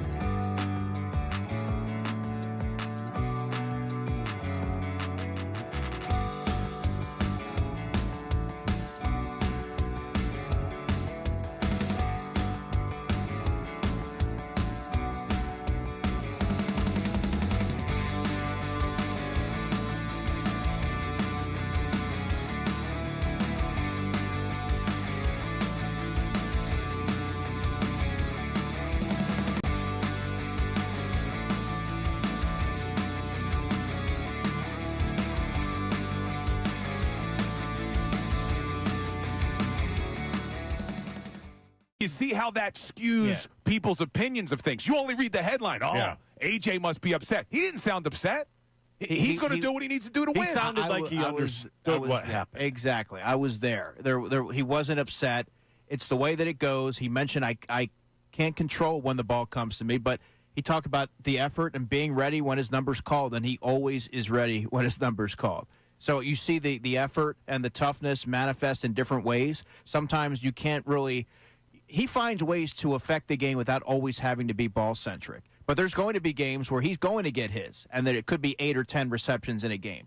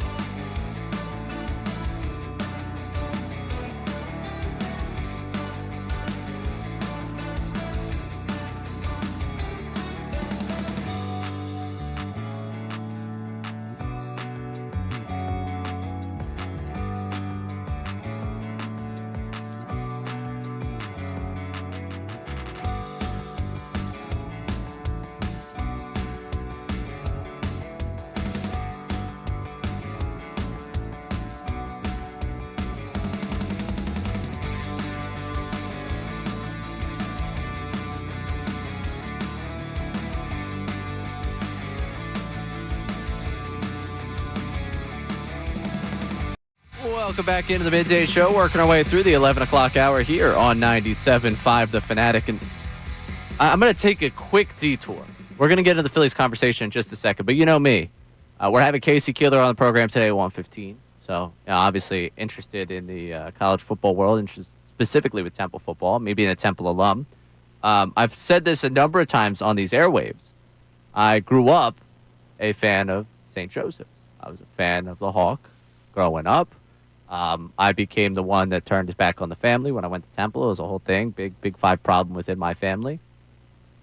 And I say this because seen a report here from Pete Thamel, covers college football for ESPN, does stuff for College Game Day, covers college sports.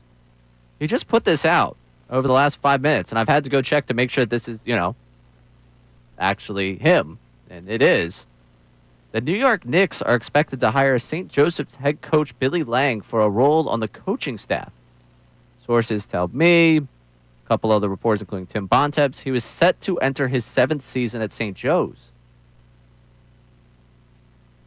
That's crazy.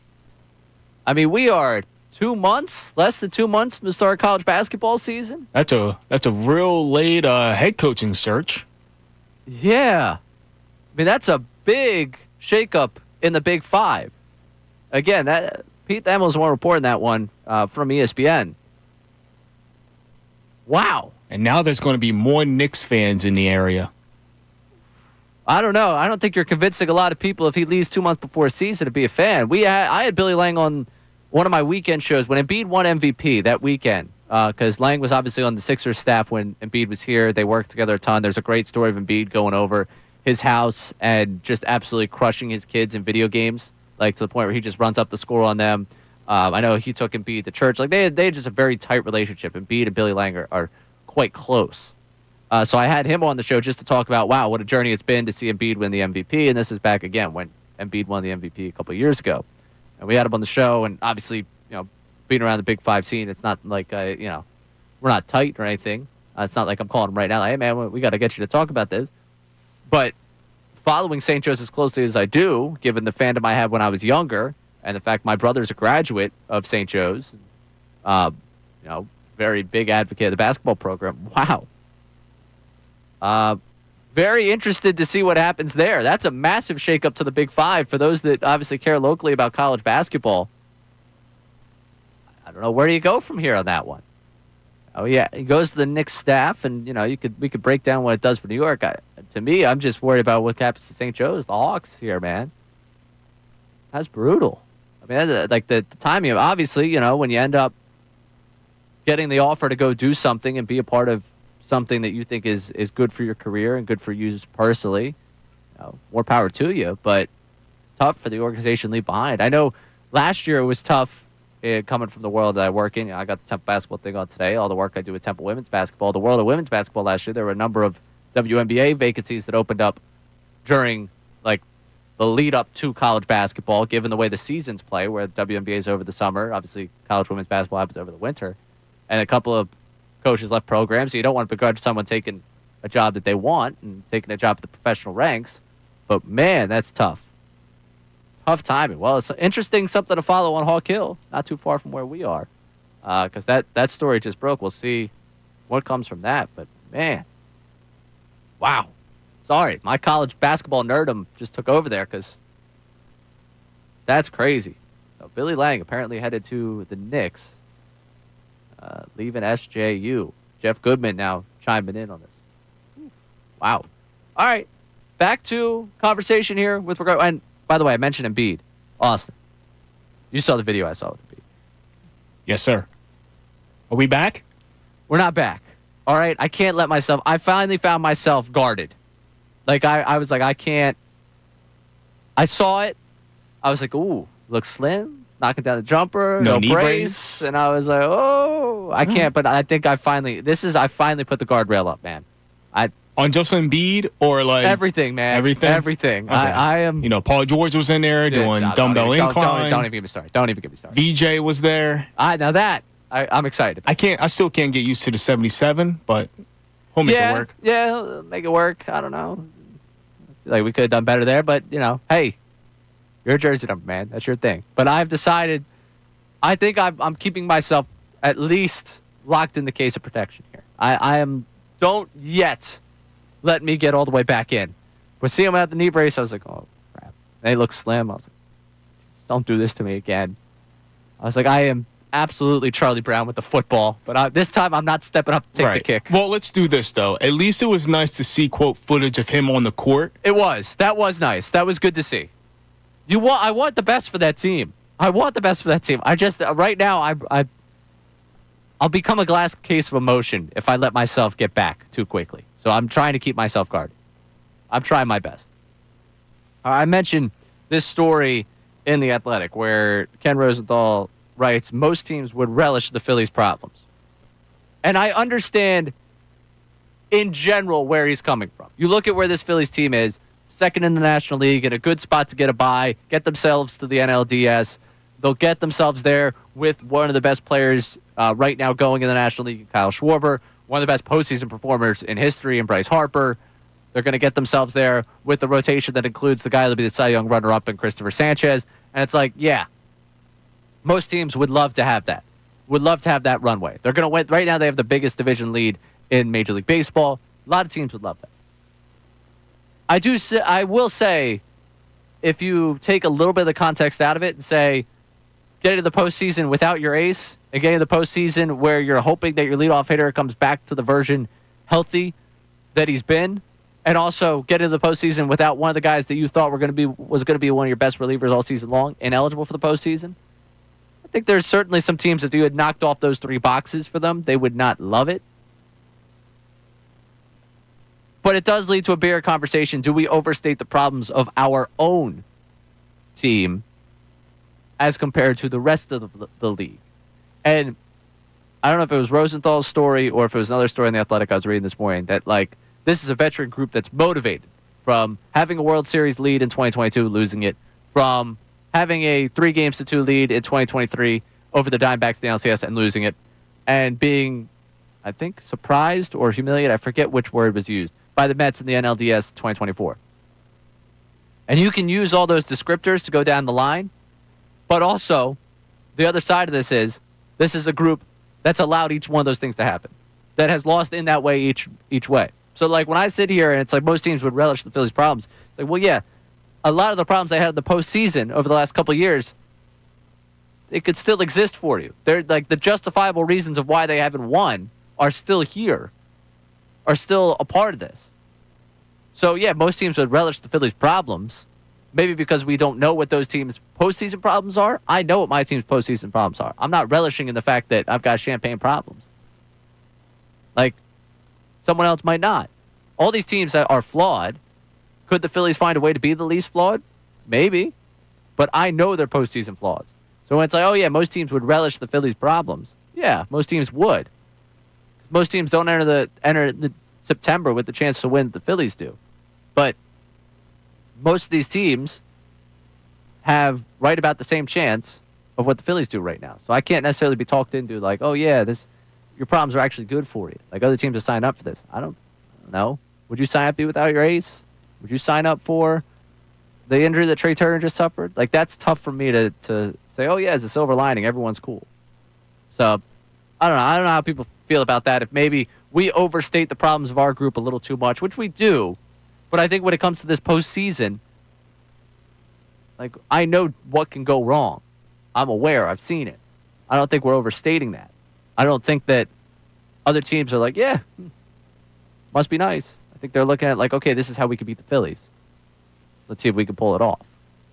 Coming up, we got the NFL notes at noon, and the team that could overtake the Mets. Is it a possibility? Break it all down for you coming up. I'm Ray Dunn, taking through middays here on 97.5 The Fanatic. Now on 97.5 The Fanatic Sports Update. I'm Austin Jones with your Fanatic Sports Update. Last night, Kyle Schwarber made history as he hit his 50th home run on the season.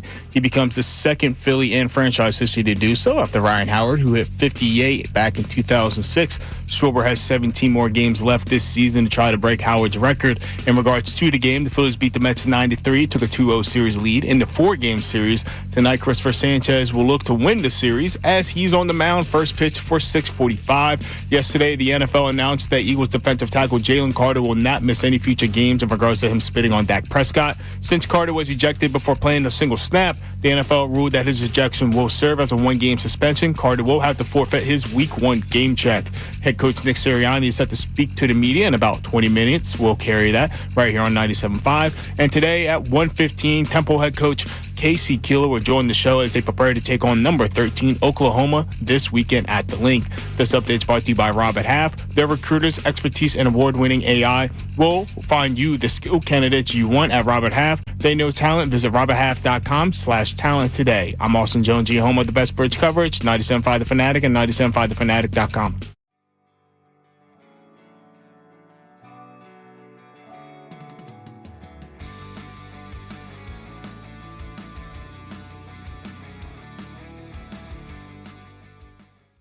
We're talking to Tim McManus here of ESPN, and a lot was made, I know, certainly by us and just in talking leading up to the game, some callers, fans we were getting reaction from, about the new offensive coordinator and how it would look. How did you assess, kind of going deeper into that point just brought up of Hurts and Patullo in the operation, how did you assess the operation from a full game standpoint, given how hot it started and then how stagnant it got a little bit late?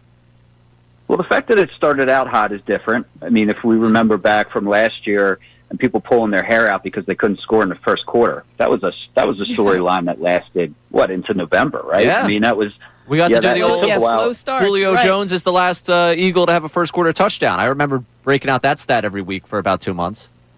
Yeah, and then here they came right out of the gates and they scored some touchdowns. So at least that puts that narrative to bed and shows that Patullo had a game plan that was effective early on, and then things slowed down. It's kind of a weird game to assess because both offenses really started to stall after the delay of game, and nobody could be stopped, before the lightning came, and then after the lightning came, nobody could score.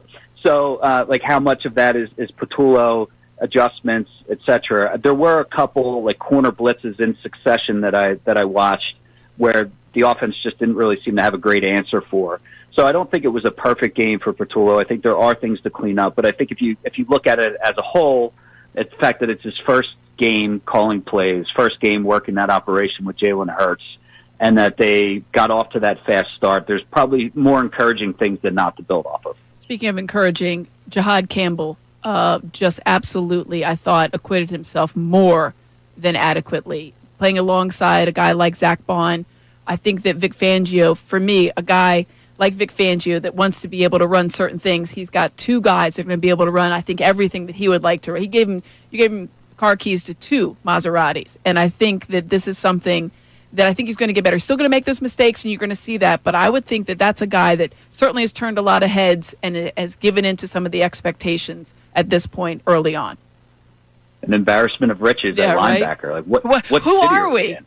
Who are we? What is going on? I don't even know who we are anymore. And Campbell, I agree. What a debut. He flashed every day during training camp. It wasn't always perfect. In fact, I think in pass coverage was really sometimes where it got shaky. I remember a couple times that he gave up, whether it was a wheel route against Will Shipley or a touchdown to where he blew an assignment during the joint practices against the Browns, and you're like, okay, the passing game's maybe where he needs some refinement, and then you see that play where he just carries the field with Ferguson and comes up with that PBU, and it's like linebackers really don't do that. So you recognize that you have a special talent, and to your point, Amy, it's paired with another special talent in Zach Bond, who has a similar skill set in that way.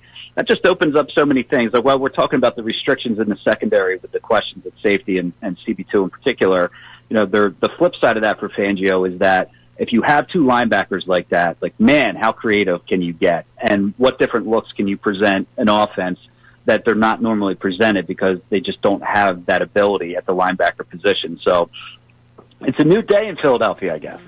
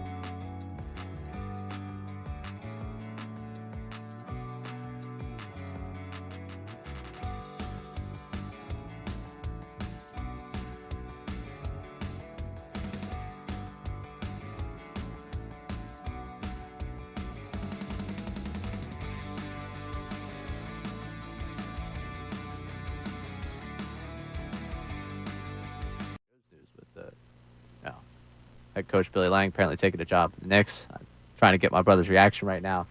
I can assure you the folks that are around him at work right now wish they were sitting anywhere else than at their desk. Oh, is he irate right now? It's not he's irate. He's just, freaking out. He's paying, it's like, what do you mean we don't have a coach two months before the season? I feel like now I got the people text me, well, who do you think? College basketball, man. It's a wild world. Wild world we're living in with the college hoops. Billy Lang taking the job with the Knicks, leaving St. Joe's. We're getting to the conversation of the day, obviously, with the Phillies. We'll get to more Eagles coming up in the 12 o'clock hour. We got the NFL notes at noon coming up in a minute. Last night, if you know me, you know what I like to do after a Phillies game. Austin Jones is turn on some West Coast baseball. I am an avid MLB.TV user. Multiple nights a week. Love it. All right. So what was on the agenda last night? Well, do you hop around or do you stay with one game? Sometimes I'll hop around. I am very locked in a lot to Padres games. I have a buddy that lives out in San Diego. I obviously have made it very clear my trip out to San Diego last year was just wonderful, and I would love to do it again. And I plan on doing it again, if not next year, sometime very soon. If I get some time away, San Diego would be a place I would go. If I disappear, San Diego is probably on the top 5 list of places to look for me. Don't come looking for me, though. If I disappear, it's probably by my own choice. I probably, if I finally got off of the social media apps and I, get away, it's okay. You don't have to come looking for me. Someone else will do the job. It'll be all right. We'll all move on. We'll be okay. Hey, I got family out there, so maybe I'll run into you at one of those establishments there out you go. there. You specifically, you could come looking for me. That's Oh. okay. I would say more in general purposes. People don't, you won't miss me that much. Padres are usually my choice of watch. But last night, I found myself tapped in to Giants Diamondbacks. Right. Why? Oh, God, what brings you to that matchup? What's got you locked in? You've looked at the standings. Last night, after the Phillies beat the Mets lead over the Giants dwindled to 2.5. The Giants responded by putting 3 runs on the board early against the Diamondbacks and went on to win that game last night against Arizona at home. Meaning the Giants are just 2 games back of the New York Mets right now in the standings. The Mets did win the season series, so they've got the tiebreak. Both teams have 17 to go. Or excuse, nope. That was, 17 to go. Correct. The Giants, right now, 24th in strength of schedule the rest of the way. 24th in a good way, as in it's a weak schedule. The Mets, 9th hardest schedule the rest of the way, including 2 more with the Phillies. The other 3 solid teams that still remain for them, 3 against the Cubs, 3 against the Padres, 3 against the Rangers. They still have 3 against the Nationals and 3 against the Marlins. So those are some games you would expect them to rack up wins. The Giants have 7 left against the Dodgers. Their fate will be decided in those 7 because the other 10 games for them, Rockies, Cardinals, and Diamondbacks. They should be able to take care of business there. They have to make up technically 3 games with the tiebreaker. But the Phillies are playing the next 2 nights. They're playing for the 2nd seed. They're playing to lock up that division officially. Get to celebrate with champagne. Yeah, all those things are true. They could be playing the next 2 nights. But the Mets in a precarious situation down the stretch.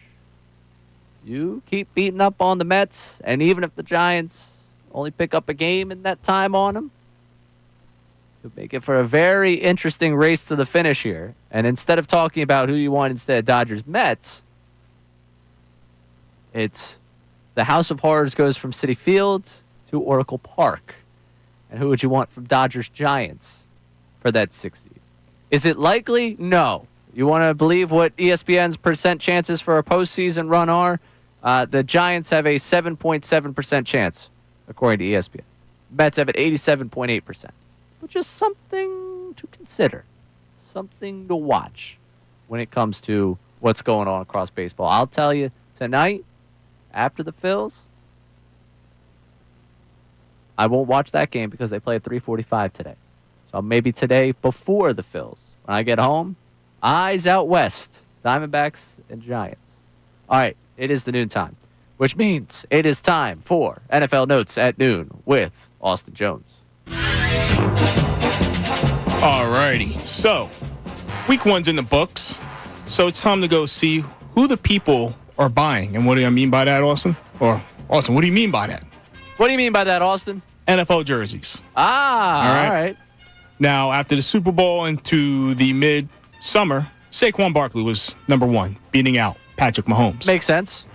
Well, I got news here. Nothing's changed. Nice. Saquon Barkley is still at number 1 currently, right now, according to the NFLPA.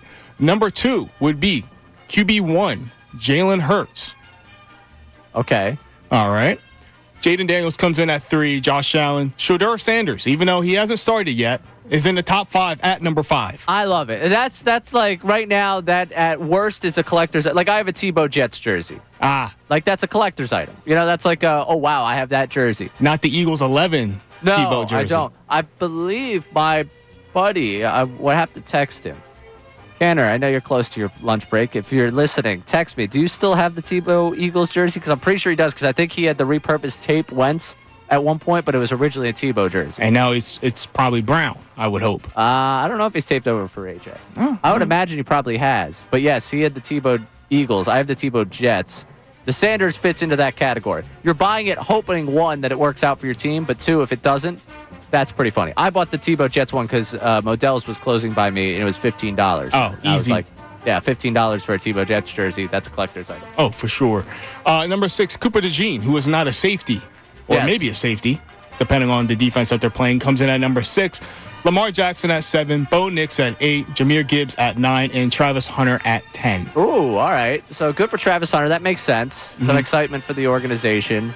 The Coop one checks out. A lot of people are going to buy the Cooper DeJean jersey, following the pick 6, and white cornerback. People are fascinated. People are going to make the purchase. So what we got? 1, 2, 6. Yep, 1, 2, and 6. 3 total birds. Wow. In the top 10. Is A.J. Brown upset he's no longer a top 10 selling jersey? 61063 now. Yeah, that's good. I mean, it's a good showing for a team that won the Super Bowl. I still have to go get my Devontae one. I want Devontae. I've decided I'm a Devontae Smithsman on that when it comes to a jersey, whenever I get another. But yeah, that's good. All 3 right. in the top 10. Now, there are some teams that can't even snip the top 50. The Miami Dolphins, New York Jets, Indianapolis Colts, Arizona Cardinals, Carolina Panthers, New Orleans Saints, and the Atlanta Falcons don't have a player in this top 50. Really? Bijan Robinson's not getting you to buy the jersey? I thought Robinson would. Everyone's already got tailored jerseys if you're a Colts fan. So Daniel Jones would be like do you really want to buy? Cardinals with Marvin Harrison Jr. is not catching on yet, I guess. And McBride, man. Yeah. I would think enough people won their fantasy leagues because of Trey McBride that he might get a couple jerseys popped up there. But fair enough. Maybe the DH jerseys, just not, Fanatics. Now, quote, I'll say maybe your other team, the Green Bay Packers, agreed to an extension with wide receiver Christian Watson for a 1-year, $13.25 million deal to keep him through the team on 2026. He's coming back from a knee injury that he suffered in the season finale against the Chicago Bears.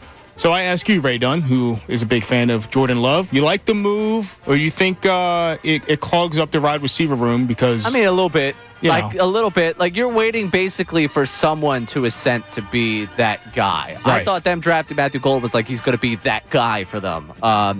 They've been waiting for like Jaden Reed, Romeo Doubs, Christian Watson. All these guys have been like, they have a young wide receiver core. It's been like, who can really take this role and run from it to be Love's go-to option. Right.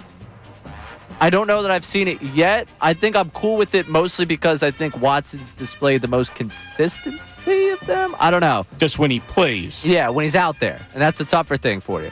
I liked Dobbs in flashes. I know a lot of people are high on Jaden Reed. Reed did have a touchdown catch in week 1. Good for my fantasy team. Yeah, and Matthew Golden, to me, feels like they went out there and they got the number 1. I thought that was one of the biggest things that happened in the NFC, them trying to get another target for Jordan. So funny they draft a guy in the first round for Jordan Love. They never would for Aaron Rodgers. I love that little shot to him a little bit. That and obviously what Parsons did week 1 makes them such contenders in my eyes. But I like it. take care of your own. Maybe it sends a nice message to the rest of the group. Hey, go out there and give everything you got. Even if you get banged up, we're going to be here to take care of you if you give us what you need. Right. And I feel like that's better for him because he doesn't have to worry about, quote, hitting free agency and be like, oh, well, you're coming off the knee injury, new situation. He can stay home, same PT. It's a nice thing from an organization standpoint. Gotcha. And then finally here, as one of your favorite things going into this NFL season, the kickoff changed. Now, teams returned 75.6% of kickoffs in week 1 for the highest rate in any week since 2010. The last time the kickoff spot was at the 30-yard line. So this is a little trivia for you, right? Could you tell me the last Eagle to have a kick return for a touchdown? And do you think the Eagles will have one this year? Josh Huff. You're on the money. Bang. Yes, sir. That's right. 98 yards against the Vikings in 2016. Yeah, Oregon man. Left over from the Chip Kelly regime. Yes, Josh Huff was the last one to do it. Should have went Bigsby speeding over to next. Whitman. Hanks Bigsby? All right. I'll give it to you. I don't know. Just throwing that one out there. It felt right. Felt right off the cuff. Because I was skeptical of the Bigsby trade, so I feel like it's going to happen. All right, coming up, the head coach, Nick Serriani, will meet with the media in a couple minutes. We'll carry it live for you. I'm Ray Dunn, taking it through Middays right here, 97.5 The Fanatic.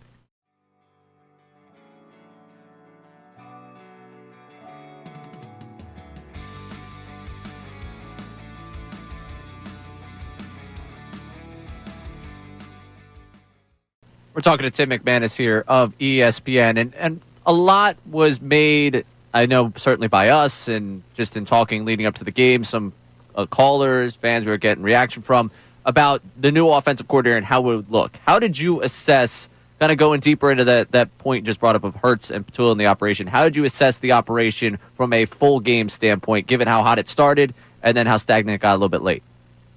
Well, the fact that it started out hot is different. I mean, if we remember back from last year and people pulling their hair out because they couldn't score in the first quarter, that was a storyline that lasted, into November, right? Yeah. I mean, that was...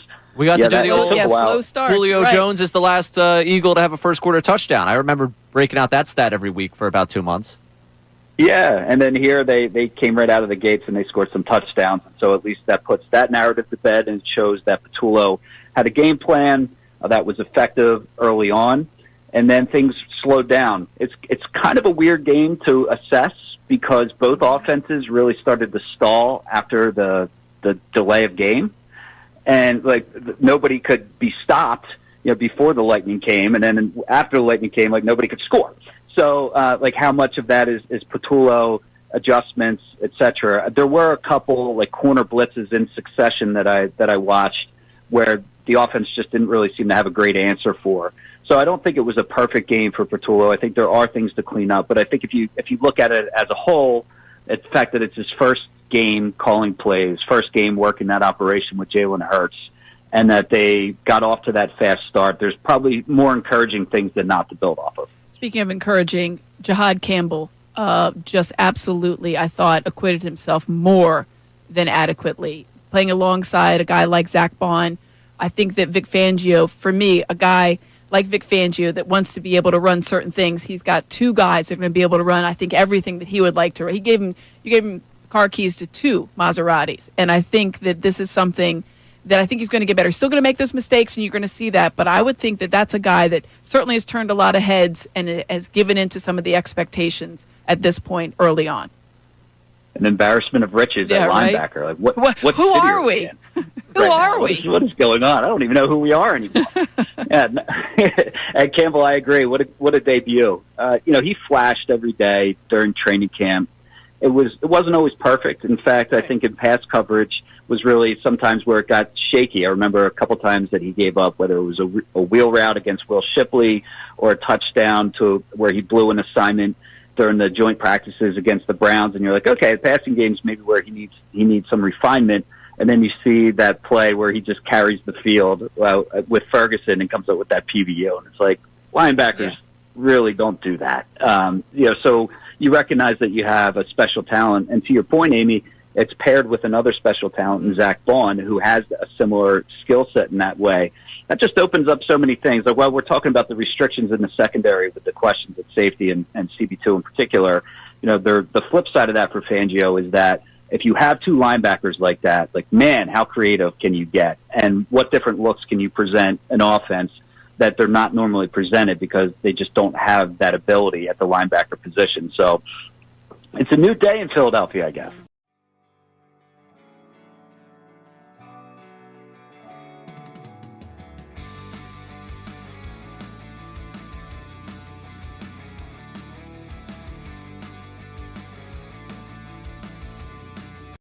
Ladies and gentlemen, it has happened. Nick Serriani on time to his presser. This is the most impressive thing he's done in 2025. Here is the head coach of your Philadelphia Eagles, Nick Serriani. Hey, Nick. Has Jaylen Carter learned his lesson?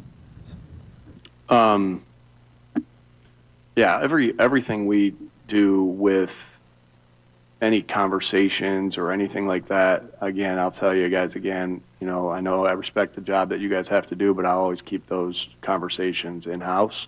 I'll continue to do that.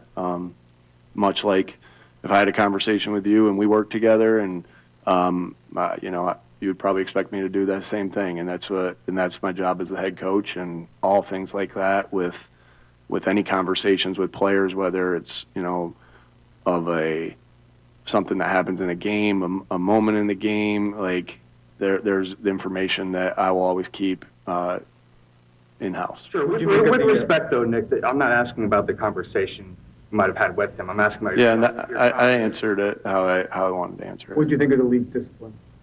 Again, I'm not going to ever get into the same thing with anything with the league. If I agree with a call or if I don't agree with a call, if I agree with a discipline or I not agree, I owe the league that same respect. That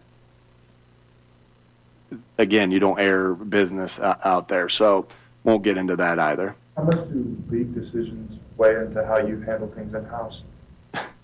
Yeah, same. Won't get into, again, there's just certain things. Again, I respect the crap out of the job that you guys have to do, but there are certain things that that I'll keep close, and there's certain things that I'll share with you, as you guys know. This isn't one of them. Nick, obviously on the field, I know you don't look at this as a Super Bowl rematch. Two different teams, you've said that since training camp. But just the environment, fan base having to watch your team beat them in the Super Bowl, highlights, you can't avoid them. What do you think the atmosphere will be like on Sunday at Arrowhead? The way, Arrowhead's a place where, I was able to coach, and, it's always a good atmosphere there. I think regardless of, I went through some bad seasons there too, and it was still a great atmosphere there. So it's going to be a great atmosphere. I love playing here more than anything. I love our fans and our atmosphere more than any NFL stadium, basketball arena, anything, baseball stadium. But I know that when you go there, it's always a challenge with the noise. It's a loud stadium. Their fans get rowdy, and it will be a great atmosphere. And I know they're ready for that because of all the primetime games and big playoff games that they've played in. And us, we feel the same way, that we'll be ready for it, and we'll do the right things in preparation to get ready for it, to have ourselves ready. Nick, Jaylen said that he's gained confidence as a result of last year and the successes. In what way have you seen that confidence manifest in day to day? Yeah. Again, what I admire so much about Jaylen is his consistency, that he constantly is working to do everything he can do to help the team win the football game, and so you admire that. So it's hard for me to say that I see differences in any way he acts as far as his preparation or his work ethic or anything, because it's always been top notch, and he's so consistent. But you can tell the confidence, I think, just by the way he goes through. You guys get to see it in the game, but we get to see it on practice, just how he goes about every part of running the offense, and being the quarterback of the football team, whether it's his ability to get through reads and get to reads quicker, his ability to have command at the line of scrimmage with checks and different things like that. I just continue to see that rise, and as that rises, right, we've seen this in this league so many times where, the longer a quarterback plays, the more they've seen, the better they are. And I think that that's where the confidence comes from. I know my confidence comes from obviously, our execution in practice, for that week, and execution in past games, which make you comfortable doing certain things in the game. And so that's where confidence is built in your practice and your preparation. And that's not only for players, that's for coaches that are, making decisions in games as well. So these are two different teams that played 7 months ago in the Super Bowl, but how valuable is that tape, especially pertaining to Saquon? They kind of did a good job modeling him up. What can you learn from the tape 7 months ago? Yeah, when you play a division opponent, when you play a division opponent, there are certain checklists you go through. Those are like, keys to a certain type of week. Well, one of the things is keys to it the second time you play an opponent. Well, this is a short matter of time. So since I've been here in 21, there's been 4 teams that we've played every year. And obviously that's the Giants, that's the Commanders, that's the Cowboys, and that's the Chiefs. We played them every single year. And so, yeah, you're constantly looking at those tapes, and you have a plan of what you do when you play a team again, and you go through that process of that. You can expect things that they did successfully for those things to come again in different forms, and you can expect things that they may not have done successfully that they change a little bit, right? That's what you do as a coach. So. We go through our process, but also we know that they go through their process. If that made sense, how I just said that. And so those are the little things that could be the differences and the similarities when you play an opponent again. So it's kind of like when you play. I think sometimes I can't remember last time this happened with us, but you play a team the first game of the year and then you play them the last game of the year. So it's kind of similar to that time frame with that. When Jalen Hurts was under center or pistol, you guys overwhelmingly ran the ball. When you're in shotgun, you overwhelmingly passed the ball. Did you, in self-scout, feel that had anything to do with the lack of... That's on first, second, and third down, or just first and second down? That was all. Yeah, like when you look at numbers like that, you're always constantly looking at your self-scout. You have no tendencies going into game one. You look at your tendencies before game one, maybe, of last year, but we have a new play caller, new offensive coordinator. Obviously people keep things simple in the preseason, so not a lot of tendencies. But you always go through those tendencies. Your job of what you want to do is put seeds of doubt in the defense's mind, and so you're constantly thinking about that and how you mesh that together. And we look at it as coaches a little bit different. Just to get into that, first, second, third down, red zone, 2 minute. Well, third down in a lot of scenarios you are in the shotgun, 2 minute, same deal, red zone potentially. And so you got to break it down into similar, smaller sections of when you do that. And so, but we do that obviously every single week to make sure that one, we're not tipping anything on our hat for the things that we're doing or the way we stand or the way we line up or anything like that or where guys are. And two, to put a seed of doubt into the defense's mind, because that's what you're trying to do, to slow them down a little bit. You try to slow them down with motions. You try to slow them down with formations. You try to slow them down pre-snap with marrying and meshing things together to give your guys the best chance to win. Hey Nick, you got a couple new guys in here, Bigsby and Zacharias Smith. You anticipate them playing, being able to play, and how do you know when a new guy is kind of ready to get out there and play? Yeah, I think somebody's asked me that before, and it's like I don't think that every guy is the same, right? It's everybody's a little bit different when you make that decision on when you can play and when you can't play. There's not a handbook on it that says, hey, this is the time. But what I will say is I can't answer that question yet. We have a week of practice to go through, but going back to, I can't remember who asked the question, I apologize, but it's the same thing. You build confidence in practice. You build confidence in the individual periods and, competitive periods, all those different things to know it's a feel of like, okay, this guy's ready to go, or hey, this guy might need a little bit more time. And so those are questions that are answered throughout the week in all those different things. So there's a way we play football and a standard that what we play football to that we have to do a good job of explaining and like an orientation for these guys, and we have a plan for that. And then every guy's just a little bit different. How does Titans Bigsby fit, and was the running back depth something you felt you needed to upgrade? we're always looking to be able to improve our roster. Again, I can't tell you how many times I've said this too, is like Howie's just done such a great job of always doing, he's always doing everything he can do to help our team win football games, and I'm appreciative of that. And so, you know, you always look for depth. You always look for good players. This guy's a good player, gives us depth there. You know, and so, and he gives us depth at special teams.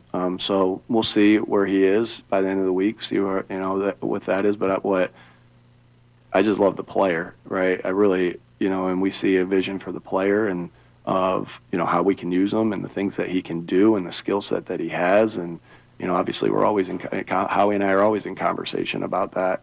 And, you know, Kevin and Jamal in this case, and Vic, and for that matter, and Coach Clay.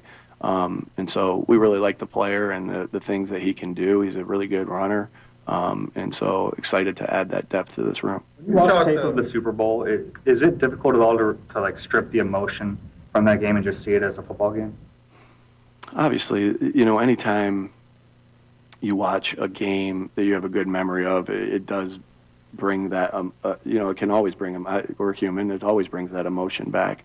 But you're watching it for a purpose too. So I think it's possible to have the emotion, but it's not like I'm jumping up and down like when Smitty catches the touchdown. I'm not running down the sideline like I was in the game and Connor Barwin shoves me, right? And so it's a different type of emotion, because I think you can have that and get the job done that you're trying to do. Does that make sense? That you're trying to do, and that's not just the Super Bowl. That's, you know, whatever. If I look back at a Charger game, and you know, I know Philip Rivers sent me a text last week of the Dallas versus Charger game that we played in Thanksgiving Day in 2017, and there were some great highlights. And as I was watching it, I'm like, maybe there wasn't a lot to learn because there was a different coordinator. Although Coach Eberflus was the linebacker coach at the time there under you know, their defensive coordinator and Coach Garrett.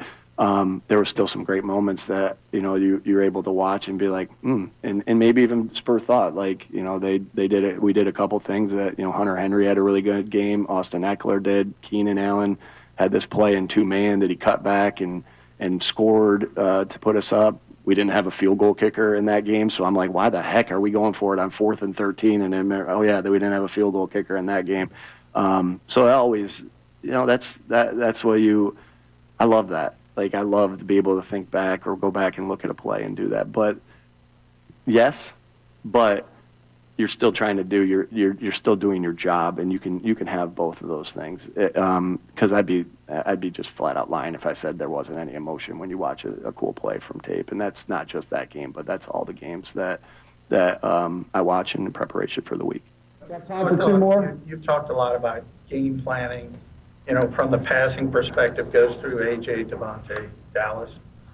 Do you have a general philosophy when it comes to manufacture touches? Like, generally, all right, we got to get this guy involved, you know, bubble screen, things like that. Sure. But everybody does, you know, different things. Everyone has different skill sets as well. And so you want to use the skill set that the guy has. Now, again, AJ, Devontae, Dallas, I feel like they have a skill set that they can do a lot of different things.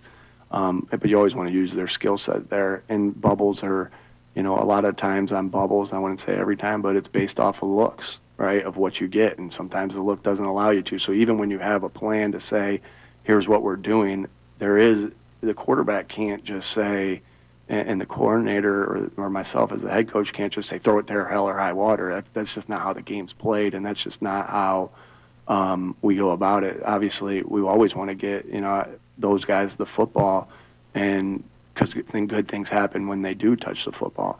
But there's also an art to the quarterback position that you got to take what the defense gives you and what's available to you. And the moment I start telling, you know, Jaylen, you got to throw it here, I don't think that's good coaching. And but we got to try. What we got to do as coaches is try to manufacture abilities to do that. And if we are able to, you know, we were able to get them the ball. Last one. There was talking yesterday about Jalen Hurts' awareness in the pocket, related his sense to kind of a running back in that space. You've been around him a long time too. How would you describe his awareness there, what that relates to you? I think he's got really good instincts and feel. That's something that the more you're around somebody, the more you recognize that's always something hard to see. There's ways that when you're scouting a player that you're like, does this guy have good instincts? But you get to see those things in practice, and you get to see those things in game, and I think that's what his ability to feel spatial awareness of where guys are, that instinct of what's happening, the knowledge of the defense. That's where I think he's got, and it's not just that he runs and becomes a running back. He can run and be a passer too, which is so valuable. And then when he does run, he's got really good ability to stick his foot in the ground and change directions. He's got really good ability to be able to break a tackle. He's got really good awareness of when to go down and how not to take a hit. He's got burst and speed.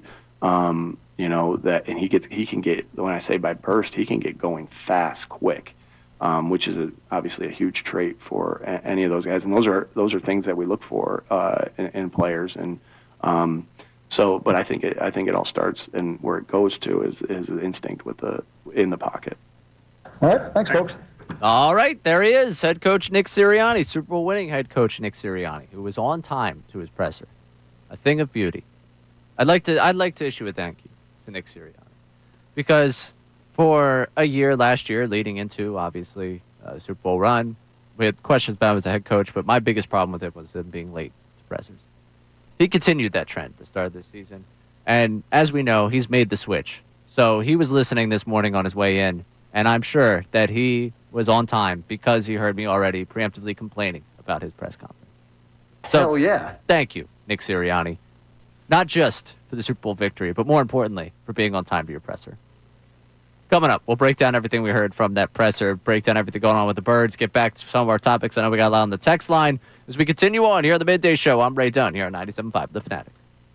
Now on 97.5 The Fanatic Sports Update. I'm Austin Jones with your Fanatic Sports Update. Last night, Kyle Schwarber made history as he hit his 50th home run on the season, becoming the second Philly in franchise history to do so. Only Ryan Howard was the only other player to do it, as he hit 58 in 2006. In regards to the game, the Phillies beat the Mets 9-3 and took a 2-0 series lead in the 4-game series. Tonight, Christopher Sanchez is on the mound as first pitch is for 6:45. Yesterday, the NFL announced that the Eagles defensive tackle Jaylen Carter will not miss any future games in regards to him spitting on Dak Prescott. Since Carter was ejected before playing a single snap, that will rule as his 1-game suspension. Carter will have to forfeit his Week 1 game check. Head coach Nick Seriani just spoke to the media. We'll have that press conference on our podcast right here on Fanatic Highlights. And today at 1:15, Temple head coach Casey Keeler will join the show as they prepare to take on Oklahoma, the 13th ranked team in college football, this weekend at the Link. This update is brought to you by your local Can-Am dealer. Right now through October 31st, take advantage of the Can-Am factory sales on select 2025 Can-Am side-by-side or ATV vehicles. Conditions apply. Visit your local Can-Am dealer for details. I'm Austin Jones, your home of the best Birds coverage, 97.5 The Fanatic and 97.5thefanatic.com.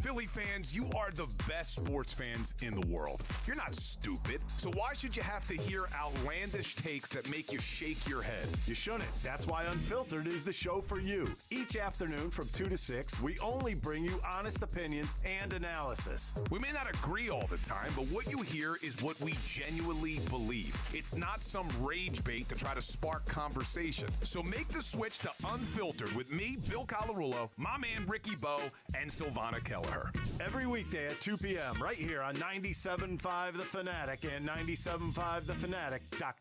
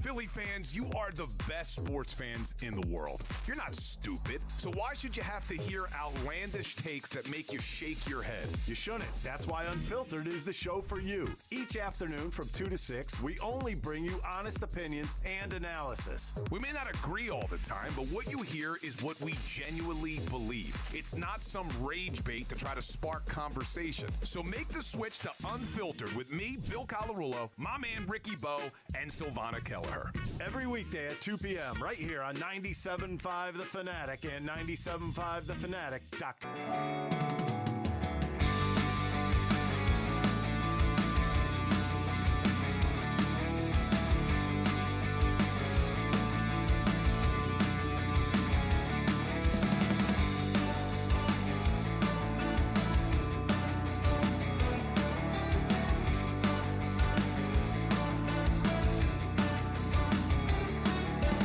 O'clock hour here, brought to you by Service First HVAC, offering 0% financing for 48 months, rebates and tax credits up to $4,300 when purchasing a heating and cooling system. Learn more at ServiceFirstHVAC.com. I'm Ray Dunn, taking you through the Midday Show here on 97.5 The Fanatic. We'll react in a moment to what we just heard from Nick Serriani, but awesome.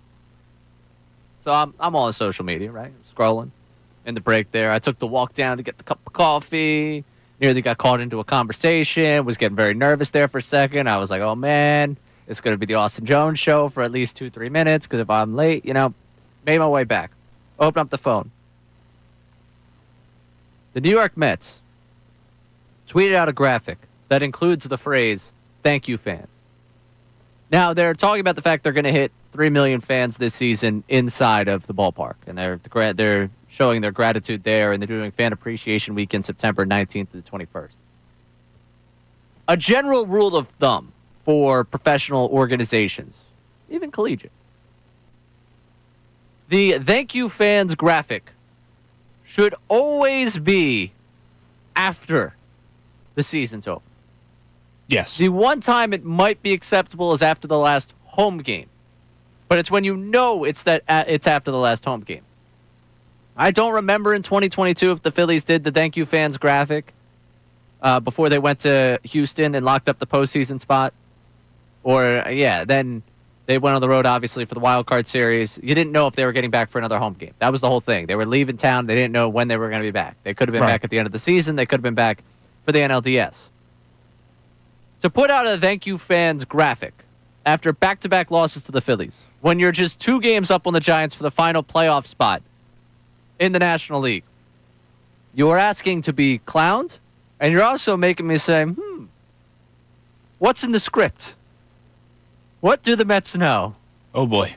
Do the Mets know that this is going to end poorly for them? Obviously, it's not scripted. But do the Mets have a little inclination of, let's make sure we have them show our gratitude because we might be falling apart here. Yeah, and also, like, it's thank you fans. Like, you can't, like, it's intended for Mets fans, but, like, Braves fans have been there. I went to a game this year. Like, I count for 2 of those fans. Like, are you technically thanking me? Like, they are. Yeah, because they're going to hit 3 million fans at Citi Field. Because I'm like, all right, I mean, I guess, but, like, I don't need your thank you. You know what I'm saying? Like, I don't need that from the Mets. No, I need it. Especially after what I went through up there. Well, yeah. And, you know, speaking of that real quick, I'm curious to know how your buddy feels that found you out of all the Phillies fans. Is that Reid done? Because that's the only Mets fan I think that you would wonder how he truly feels. All the other ones can go away. Yeah, I mean, do I say I feel for him? I don't really feel for him. I'll be honest with you. Like, a nice guy. I enjoyed the time that I spent speaking to him. Our guy, Rico, up there in New York. Like, I enjoyed our conversation, but I did tell him I was hoping that his night was terrible in terms of the fandom. For sure. I mean, I guess I kind of feel for him. I don't know if Rico's still hanging around. He said he watched it on YouTube, so maybe we get him to chime in, Rico, if you're out there. Yeah. Or if the guys that bothered me at the 7 line.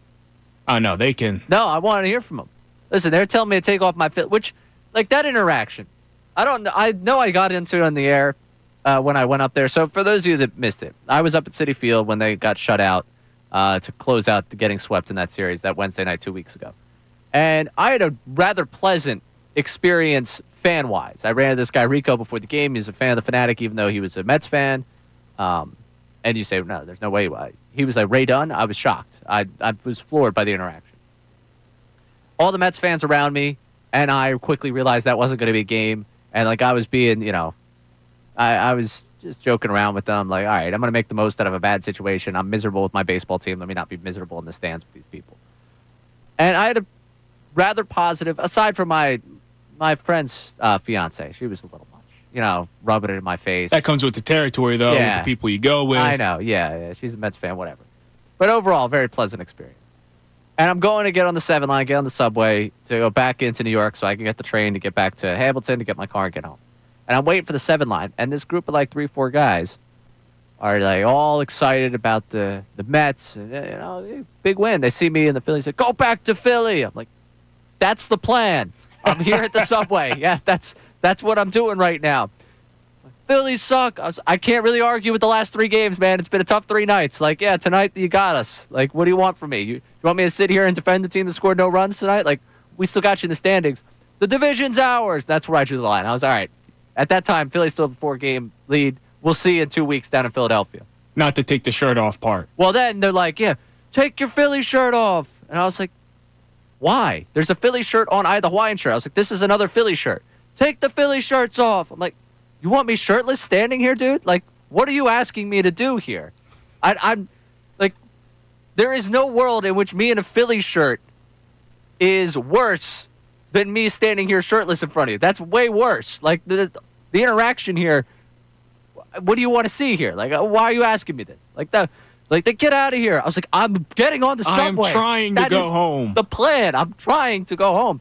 Then they start filming me. They got the front, because I thought I was going to end up, like, some sort of viral video. Once they got the front facing camera, I'm like, I just put the 4. I was like, we got 4. We got 4 games. Now, was it, I'm sorry, let me count. 1, 2, 3, 4, 5, 6, 7, 8, 9. 9 games. That would be 9 games in terms of the lead in the division. I hope that those guys are miserable today. I do, because they tried to They're thinking about you right now. I probably not. No, I don't think they were thinking a lot when they were yelling at me. I think they had a nice night there. I think they were getting home without having to drive, so I think they were enjoying a little bit that night. Real quick, because we did just play a Serriani presser. Serriani did an elite job of saying next to nothing, especially with the Jaylen Carter situation. Yeah. I was interested that when they asked him, did Jaylen Carter learn his lesson? His answer was he was going to keep everything in-house. I thought that was a very easy, like, yes, Carter's going to grow from this. Like, give us the PR answer. His desire to keep everything in-house, I respect. I don't need you to tell me how he's being disciplined in there. We've got reporters for that. There are people digging around right now on the beach trying to figure out how that was handled internally. We got reporters for that. Not commenting on the league's discipline. Another, all right, keep it in-house. Like, we get it. You're trying to protect everything inside that house. I just thought maybe addressing I think he learned his lesson part of this would have been a little bit more for me. I love his I respect your job.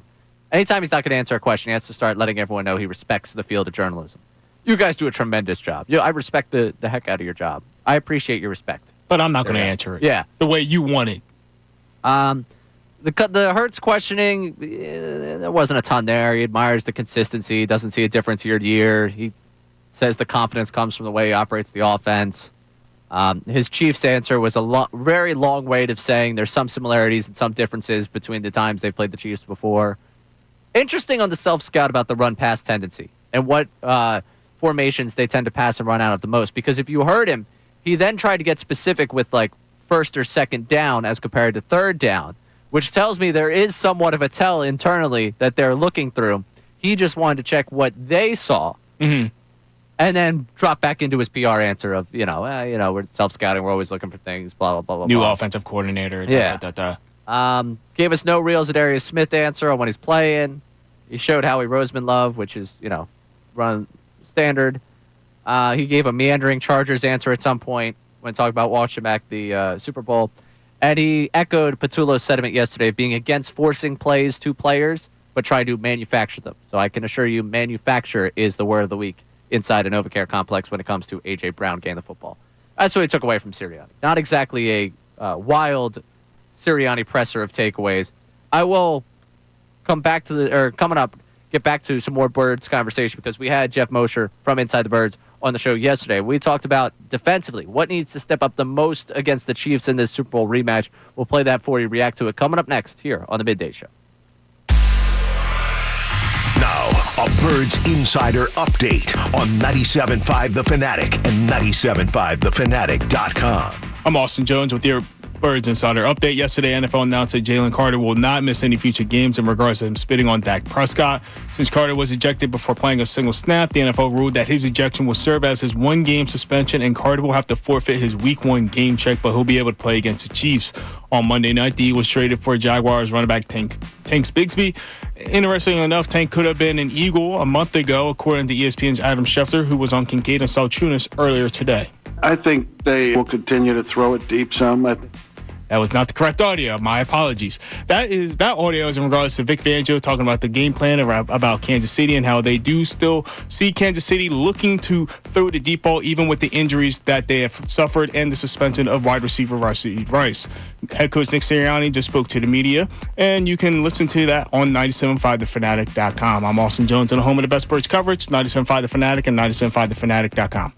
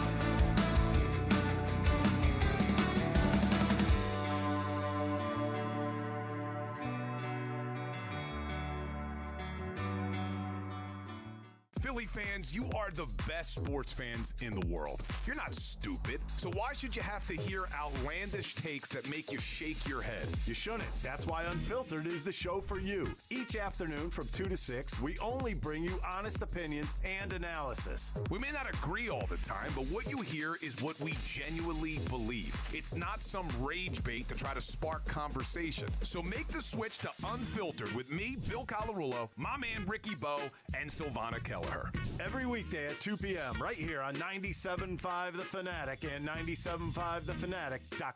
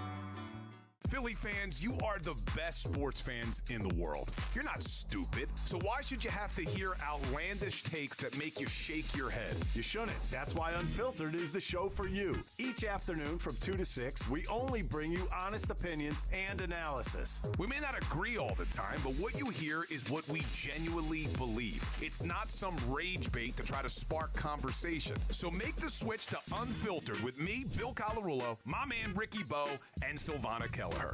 Every weekday at 2 p.m. right here on 97.5 The Fanatic. Here on the Midday Show today, I am Reid taking you through it here on The Fanatic. Opened up talking Phillies, back-to-back wins over the Mets. How do you rate this Kyle Schwarber season in terms of individual performances you've seen in the 21st century from a Philly? I'm saying it's 5. It's in my top 5, but I think it's 5. That's more credit to some of the incredible seasons we've seen than anything of a detriment to Schwarber, who is the second 50 home run Philly in franchise history and now has more home runs than all but 12 players in Phillies history, which is absurd for a guy that got here in 2022, and it's only 2025. We've gotten to a number of different Eagles topics going into this Eagles-Chiefs matchup, kind of the weird in-between where it's been now almost a week since the last game, and we're still days away from getting them back out there on the field. But let's get to the text line and see what we got at 610-632-0975. Austin Jones produced the program. What do we got, Austin? Yeah, so this goes back to the Jaylen Carter non-suspension. What should the Eagles do? What have you? No name, but this text is from Alabama. So I feel like it might be Tom from Alabama, if I had to guess. Tom? I would hope that during the practice, the Eagles players are going to try to trash talk Carter and get under his skin so he can be kind of taught some patience and how to keep a level head. All right, so the teammate role in all this. Sure, if you want to do that practice. I don't know how much it helps. I mean, maybe it will because I guess you're in the heat of competing there. The teammate role in all this, and I said this on Friday, I might have mentioned it again on Monday, it's not any of his teammates' fault what happened. I want to be very clear on that. I will say there was a lot made of Nakobe Dean being the leader of that group, the Georgia players. Like, that having him around meant a lot to those young guys. It's interesting, without Dean out there, that happens. I'm not saying that correlation equals causation or, whatever, the causation, correlate. You know what I'm saying. I'm not saying the two things are there. I'm just saying that has to be, as a leader on that defense, I'm saying Bond, I'm saying, you want to call Nolan Smith, someone in that secondary, whoever really wants to assert themselves as a leader on that defense has to be aware of where Carter is and who he's going back and forth with. Just because you need to be able to step in between some of those situations. I think that's something that needs to be watched going forward. Like, hey, you see him getting into it, someone, you're the teammate, part of your job, the hold me back guy. Yeah. Everybody needs a hold me back guy. Start pulling them away or stepping in between. I've got a couple of friends that are not hotheads, but if there's a back and forth, they need you need someone to bring you back down to earth. I typically fill the role of someone who would be more of the words not actions type of guy. Where hey, back it up. All right, let's walk over to this side of the bar. You're trying to calm things down instead of instigate them any further. So you need someone that has that thought process with him. I think that's very, very much on the table for someone on that defense. What else we got? Alrighty, so going over to the Phillies. The Phillies are absolutely the most talented team in the NL. Schwarber might have to carry this team. However, to win, Harper and Turner still have to be leaders, and they have to produce as well. Oh, yeah. I said it when Wheeler went down. I said we have not seen, save the end of 2023, like the August, September of 2023, we haven't seen an extended run where both Turner and Harper are hot in their 3 years together. So, that's been the only time it's happened. The two of them in October getting going at the same time might be what you would be able to ride to a World Series. That would be what would get you to a World Series. So I agree with the texter. They have to carry their weight. We'll see what version of Turner you get when he comes back. Now, back to the Birds here and our conversation with Jeff Mosher yesterday. Because I asked Jeff Mosher, when you look at Game 2, after you watched Cowboys-Eagles Week 1, now with the matchup with the Chiefs, what needs to step up more on this defense?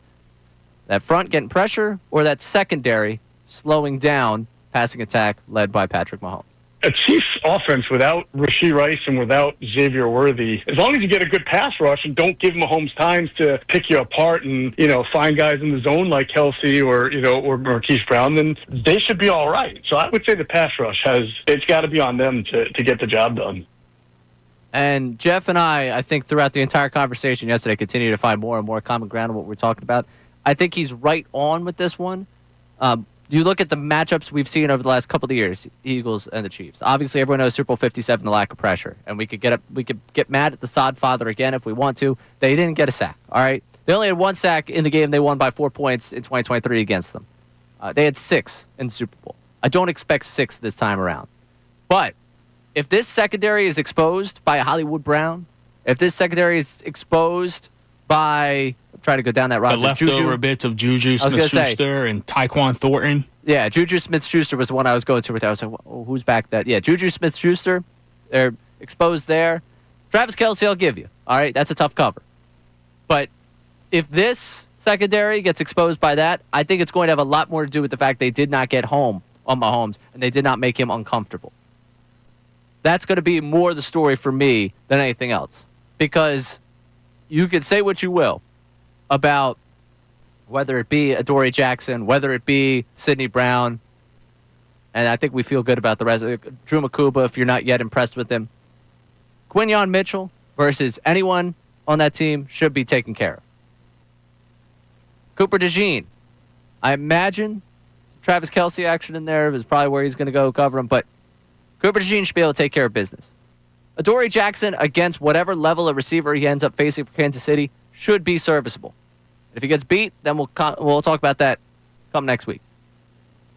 This pass rush has to put them in a position to succeed this week because the task at hand for them is more what has to step up because I think that this secondary can match the level they have out there in terms of receivers. I question whether or not this group of both edge rushers and interior pressure can generate enough to get Mahomes out of rhythm and cause problems for him the way they did in the Super Bowl. It doesn't have to be that level. I don't need that level of pressure. Okay, I don't need a 40-6 stomping.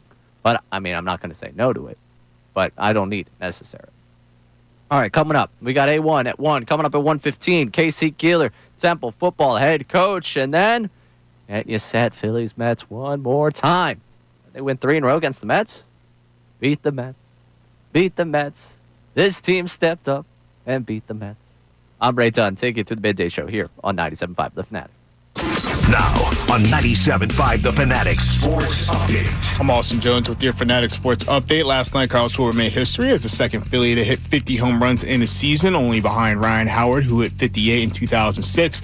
Schwarber has 17 games left to try to break Howard's franchise record. In regards to the game, the Phillies beat the Mets 9-3, took a 2-0 series lead. Tonight, Christopher Sanchez will look to win the series as he's on the mound. First pitch is for 6:45. Yesterday, the NFL announced that Eagles defensive tackle Jaylen Carter will not miss any future games in regards to him spitting on Dak Prescott since Carter was ejected before playing a single snap. The NFL ruled that his ejection will serve as a one-game suspension, and all he will have to do is forfeit his Week 1 game check. And today at 1:15, Temple head coach Casey Keeler will join the show as they prepare to take on number 13 Oklahoma this weekend down at the Link. This update is brought to you by Thrivent. At Thrivent, planning on your finances is bigger than money. It's a way to support the people, causes, and community you love. The most important thing isn't what you're planning for who, it's who. Thrivent, where money means more. Connect at Thrivent.com. I'm Austin Jones, and your home of the best birds coverage, 97.5 The Fanatic and 97.5thefanatic.com.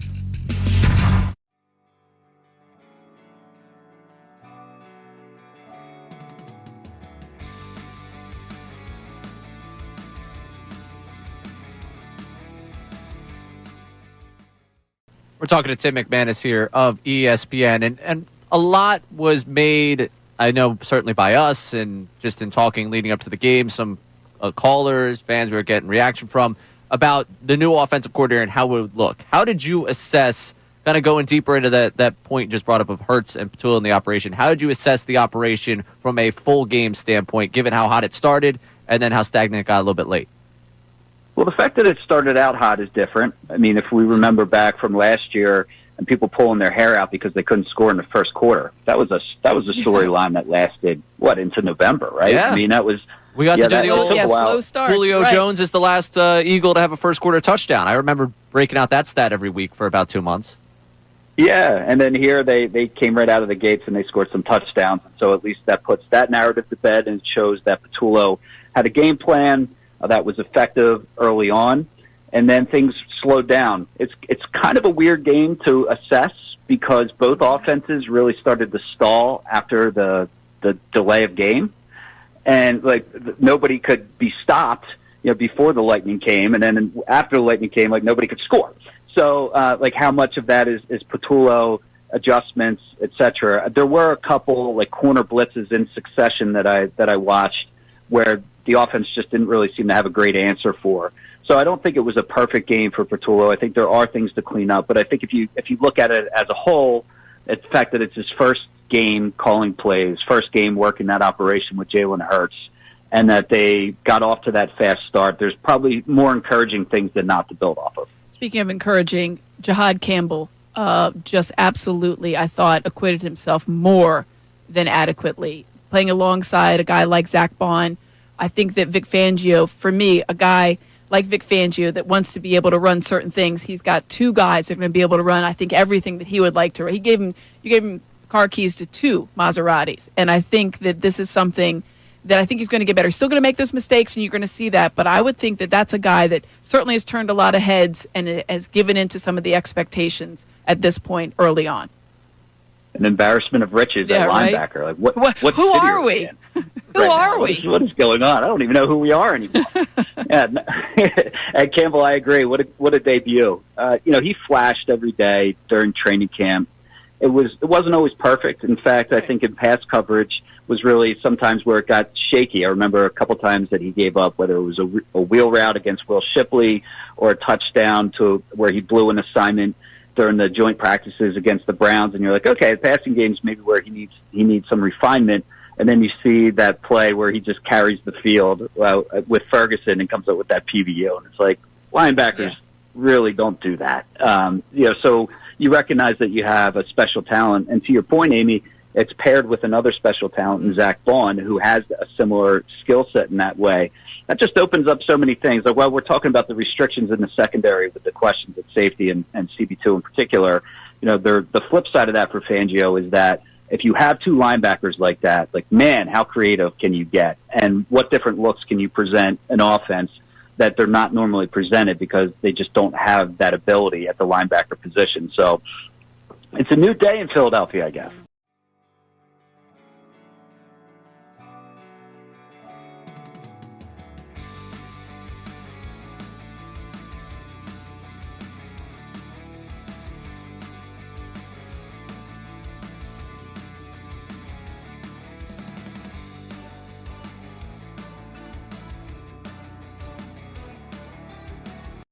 97.5 The Fanatic, WPEN HD1 Burlington, Philadelphia, Beasley Media Group station, broadcasting live from the Comcast Business Studio, powering possibilities. Coming up in 15 minutes' time, Casey Keeler, the head coach of Temple football, will join us. Friend of the program, by the way.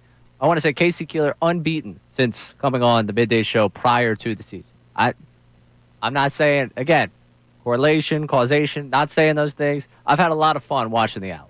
I have. The last 2 weeks for me, I was in Cincinnati. Cincinnati. That city.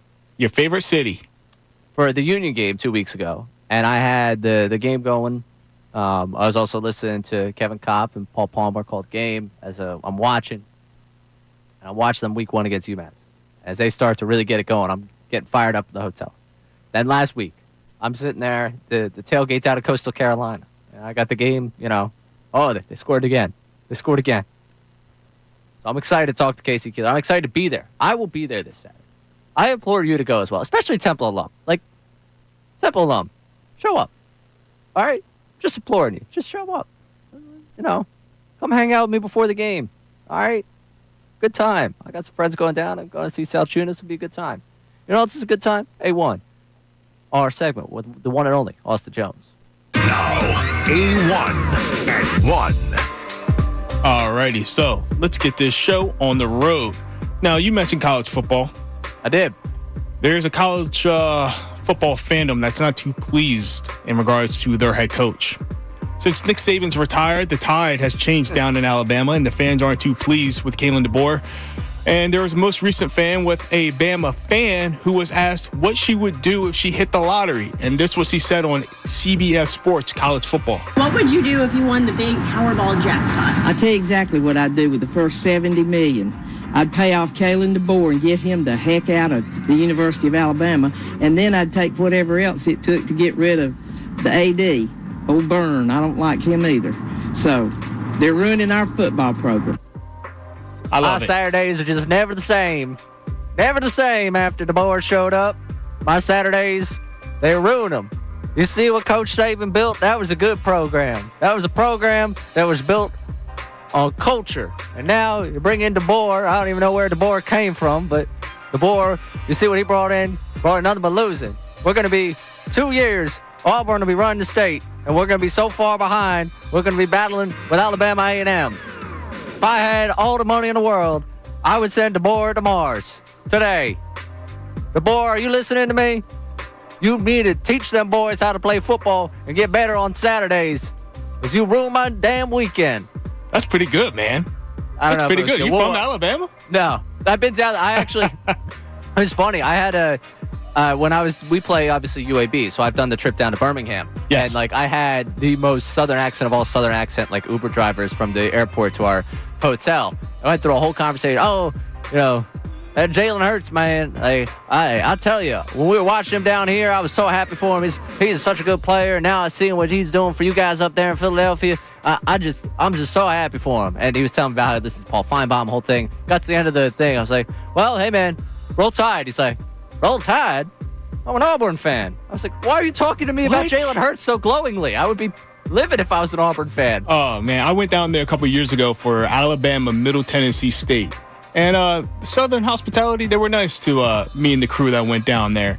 I'd have to tell you off-air story because the one sticky moment I got from that story does not belong on air. All right, fair enough. We'll talk off-air. Moving next to, again, Micah Parsons. As we all know, he's moved on from the Cowboys to the Packers. Yep. But there was one issue going to the Packers.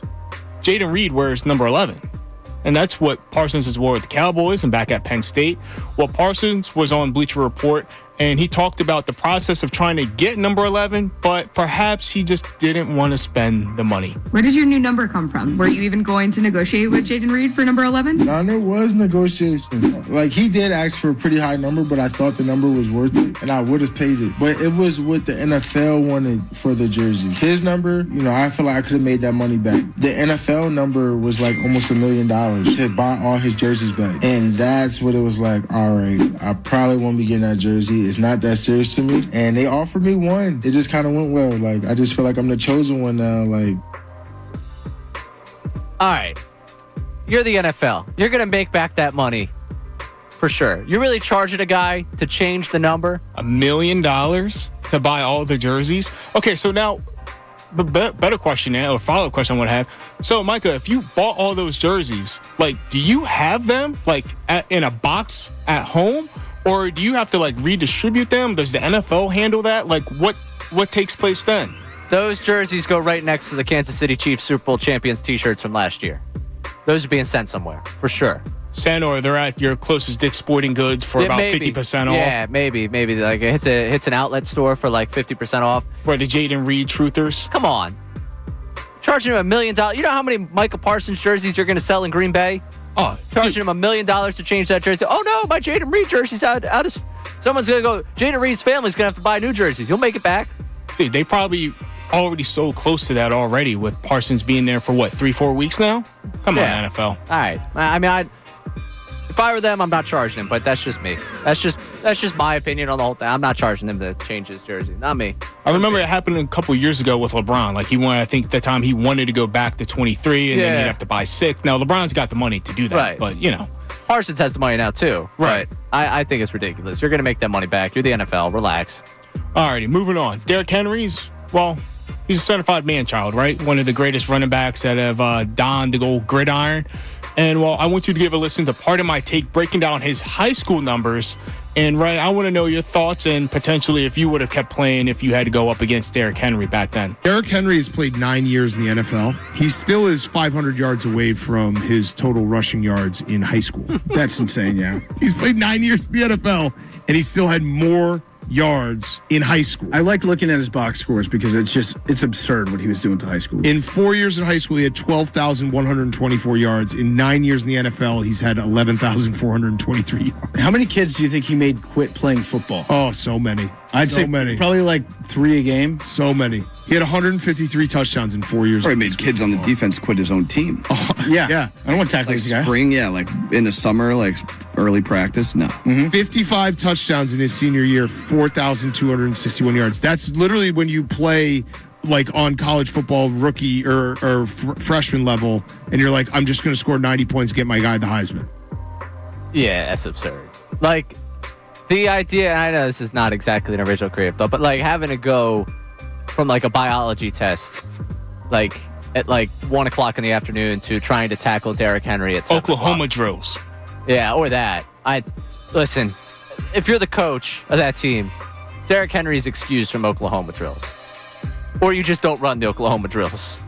Like, I would, look at my physique. All right, this is funny you brought this up because I had this on the show sheet Monday. It's like how I watch football at this age. And, like, as a kid, you're like, oh, it'd be so cool to do that. Like, you're watching, I could go do that in the backyard. I watch football now on my couch, like, oh, that hit would have killed me. Oh, yeah. That hit would have absolutely destroyed my week. Oh, I might have been able to start doing anything athletically by April if I took that hit. That's now how I watch football. When I see it, I'm like, ooh, violent, not good. That would break my bone. Like, that's now how I consume it because I just have gotten to the point where, just doing any, my arm's sore today. I have no idea why. Yeah. I don't have any reason why. And I'm watching Derrick Henry is a perfect example of this. Great reason why I would never, ever try and take the gridiron against that guy. I just don't understand. I played high school football, right? And, would have the 3 days and everything like that. But then even now, I'm like, man, you see someone get laid out across the middle, whether it's an offensive lineman or, CJ GJ coming down laying the boom against Isaiah Pacheco. My chest would just shatter. You know what I mean? Yeah. I know a lot of my buddies from college that were North Penn guys played against DeAndre Swift when he was at St. Joe's Prep. And, their bragging moment is I was able to, grab him. Before he ran right past me, I got a hand on him. It's not that you tackled him. It's I slowed him down there for a second. If someone else could have come and finished that play, we would have been in a good spot. It's he didn't run right by me. And, that's... think DeAndre Swift to take it to the next level with Derrick Henry. There's someone out there that, watches Derrick Henry on Sunday. I accidentally tripped him and he fell. And I got a tackle. I got credit for tackling Derrick Henry. Someone's out there watching it. Good stuff, Austin. All right, coming up next, head coach, Temple Owls. They're hosting Oklahoma at Lincoln Financial Field. Yes, the Sooners, 13th ranked. coming to Philadelphia this weekend, Lincoln Financial Field. We'll have the head coach of Temple football, Casey Keeler. Coming up next, I'm Reid here on the Midday Show, 97.5 The Fanatic.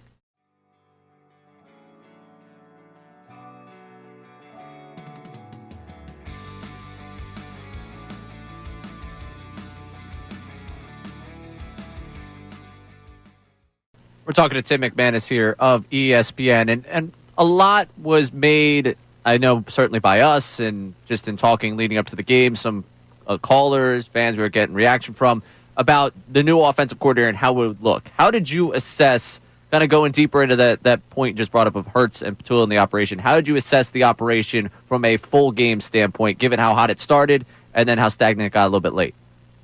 Well, the fact that it started out hot is different. I mean, if we remember back from last year and people pulling their hair out because they couldn't score in the first quarter, that was a storyline that lasted, into November, right? Yeah. I mean, that was... We got to do the old slow start. Julio Jones is the last Eagle to have a first quarter touchdown. I remember breaking out that stat every week for about 2 months. Yeah, and then here they came right out of the gates and they scored some touchdowns. So at least that puts that narrative to bed and shows that Patullo had a game plan that was effective early on, and then things slowed down. It's kind of a weird game to assess because both offenses really started to stall after the delay of game, and nobody could be stopped, before the lightning came, and then after the lightning came, nobody could score. So how much of that is Patullo adjustments, etc. There were a couple corner blitzes in succession that I watched where the offense just didn't really seem to have a great answer for. So I don't think it was a perfect game for Patullo. I think there are things to clean up, but I think if you look at it as a whole, it's the fact that it's his first game calling plays, first game working that operation with Jalen Hurts, and that they got off to that fast start, there's probably more encouraging things than not to build off of. Speaking of encouraging, Jahad Campbell just absolutely, I thought, acquitted himself more than adequately. Playing alongside a guy like Zach Bond, I think that Vic Fangio, for me, a guy like Vic Fangio that wants to be able to run certain things, he's got two guys that are going to be able to run, I think, everything that he would like to run. You gave him car keys to 2 Maseratis, and I think that this is something that I think he's going to get better. He's still going to make those mistakes, and you're going to see that, but I would think that that's a guy that certainly has turned a lot of heads and has given into some of the expectations at this point early on. An embarrassment of riches at linebacker. Right? What who are we? Who are we? What is going on? I don't even know who we are anymore. And Campbell, I agree. What a debut. He flashed every day during training camp. It wasn't always perfect. In fact, I think in pass coverage was really sometimes where it got shaky. I remember a couple times that he gave up, whether it was a wheel route against Will Shipley or a touchdown to where he blew an assignment during the joint practices against the Browns, and you're like, okay, the passing game's maybe where he needs some refinement, and then you see that play where he just carries the field with Ferguson and comes up with that PBU, and it's like linebackers really don't do that. So you recognize that you have a special talent, and to your point, Amy, it's paired with another special talent in Zach Bond, who has a similar skill set in that way. That just opens up so many things. While we're talking about the restrictions in the secondary with the questions at safety and CB2 in particular, the flip side of that for Fangio is that if you have 2 linebackers like that, man, how creative can you get? And what different looks can you present an offense that they're not normally presented because they just don't have that ability at the linebacker position. So it's a new day in Philadelphia, I guess.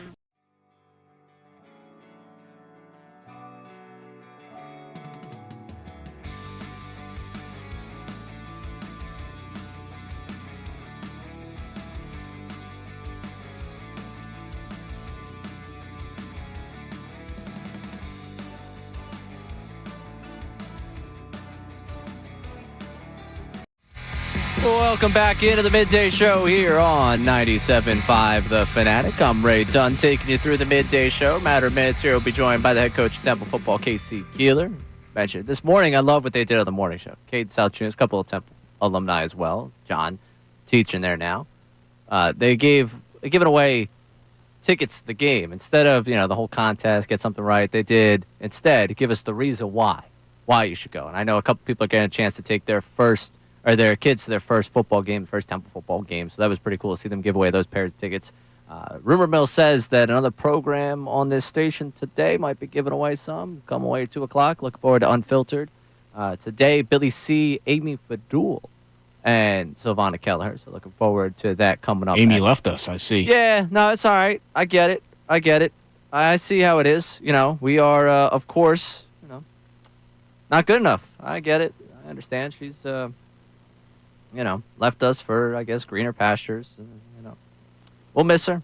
I'm a little upset, a little heartbroken over the fact that she went unfiltered, but hey, can't have everything last forever here, guys. It is what it is. Maybe we'll get her back at some point next week, but she's on with Unfiltered today. Billy C. wins again. They'll have Stark again today as well. Everything works out for Bill Colarulo today. It's something I'm hoping for this weekend. Everything works out for. Is the man on the Comcast Business Hotline with us. I have had so much fun over the last 2 weeks on my Saturdays tuning into some Temple football. We get a chance to talk to the head coach of the program right now, Casey Keeler, who joins us. How are you doing today, Coach? Ray, I'm doing awesome, man. How you doing? I'm doing fantastic, and I've enjoyed the last 2 weekends sitting down and watching just some dominating football from your Temple Owls. 2-0 from the coach's perspective, because I got 1,000 things on my mind when it comes to the program, but from the coach's perspective, what's been the biggest thing you've taken away from the 2-0 start? Well, it's amazing, where we were 9 months ago to where we are now. I think we've grown as a team, but more importantly, you can just see, like, when some of the alums have mentioned to me, like when you see the social media posts, you can tell that they genuinely like each other, and that we're all in this thing together. And we had a little adversity that UMass game where we didn't play well early. We made a couple of mistakes defensively.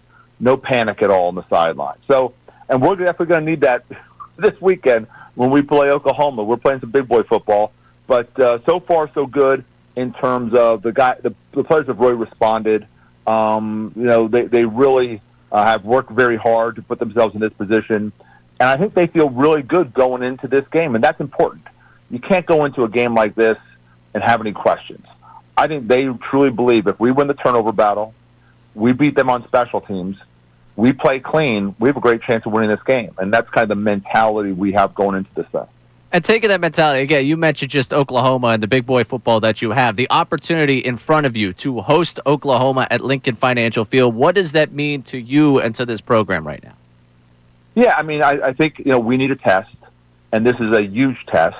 And I think it, works out well for us, the fact that they were on national television the week before, game day, Michigan, night game. Now they have to come east. Never easy, come in 3.5 hours east. And then, we have a noon start. Love the fact that we have a noon start. So and they have Auburn after us. So there's a lot of things that line up very well in terms of they easily could look past us. There was a hot mic out there a couple days ago. And I explained to our players, because I think some of the media people mentioned, like, 30,000 or 25,000 people, it's going to be like a high school game for them. And I said, you have to understand, there's a different energy in our building right now. There's this real positive, let's go at these guys. We can do this sort of mentality, where the energy they're getting is one of, like, well, where's Temple again? And what level do the football do they play? And it's not the kids' fault. In fact, I thought their coach did a great job in the press conference talking about Temple. But interestingly enough, after his press conference, there wasn't a single question from the media about Temple. This press conference is usually about, okay, what you just did and what's moving forward, and no one asked a question about playing the Temple Owls. Again, this is a situation where we have a great energy taking place in our building right now. We're excited about the opportunity. I think, there's an energy there that, hey, Temple happens to be on the schedule and we play Auburn. That's the most important thing we have going on. You led me into a question I was going to get to there about that hot mic and whether or not you utilize outside noise. And in that case, you mentioned not even them asking about Temple in the presser, whether you utilize that to your team as a way of motivating or driving them towards this matchup on Saturday. We always talk about, don't let the outside forces affect what's going on in this building. And sometimes it's just almost impossible because, you have such a lot of people in your ear. Well, again, they have a hot mic there. I'm sure they've all heard about that. Again, there's coach does a great job talking about Temple, but not a single media person asked about, the game against Temple. And so, again, I just think there'll be a different energy, especially they have Auburn the next week, than we have going on in our building. And we'll take all those things into consideration, take all those things as a win for us. We we obviously are going to be playing a very talented team that's made a huge investment in their program. And a team that, is a blue blood that aspires to win a national championship. And so, there's high expectations there. And I think when people kind of went through their schedule and looking at the number of wins, I'm sure Temple was just a simple, check that one off. I don't think we see it that way. I think we see it as, again, we win that turnover battle. We win on special teams. We play clean. It's going to come down to the end. And if it comes down to the end, that's when, big programs who should win sort of tighten up a little bit. And that's what you're hoping for. You're hoping for you get into that fourth quarter, and it's a close game, and then all of a sudden there's a realization we can't lose this thing. And that's a positive for us. In that hot mic clip, obviously talking about the crowd, the size, and the number of people that come out to the games. Right now with this 2-0 start, the first time since 2019 that this program started 2-0, you have a certain attention about you. And I could tell that because Saturday, as that game's going on, my phone's blowing up with, all right, how are we getting down to the game against Oklahoma next Saturday? How am I getting there? What do you see in this Temple team? There's people excited about this team. How are you trying to get more of this message out and get the buy-in from the alumni and just people locally to get into Lincoln Financial Field for this game this weekend? Yeah, I'm talking to people like you. I mean, anytime, Rich Bird can get me on a phone call. I was at the Phillies yesterday. Threw a strike, by the way. Everyone was concerned if I could throw a strike or not. Threw the first pitch of the Phillies game and talked to a bunch of alums, 400 or 500 Temple alums there for a function they had before the Phillies game. It was just encouraging them to support their football program and to come out and watch us play. So any chance I can get a opportunity to talk about Temple football and getting the alums and our student body excited again, I definitely will take advantage of that. And now looking at the team right now, we're talking to Casey Keeler, the head coach of Temple football here on the Comcast Business Hotline. There's a couple of stories that I've enjoyed over the first 2 weeks. One is I think my first half takeaway from the first game of the season against UMass was that I needed a Peter Clark jersey. Could you tell people a little bit more about the story of what it took for Peter Clark to get into football and end up here at Temple football? Well, it's so neat. We do something called our 3 H's. What your hardship is, who your hero is, and what your history is. And Peter offered, to be one of those guys who got up and talked about his 3 H's.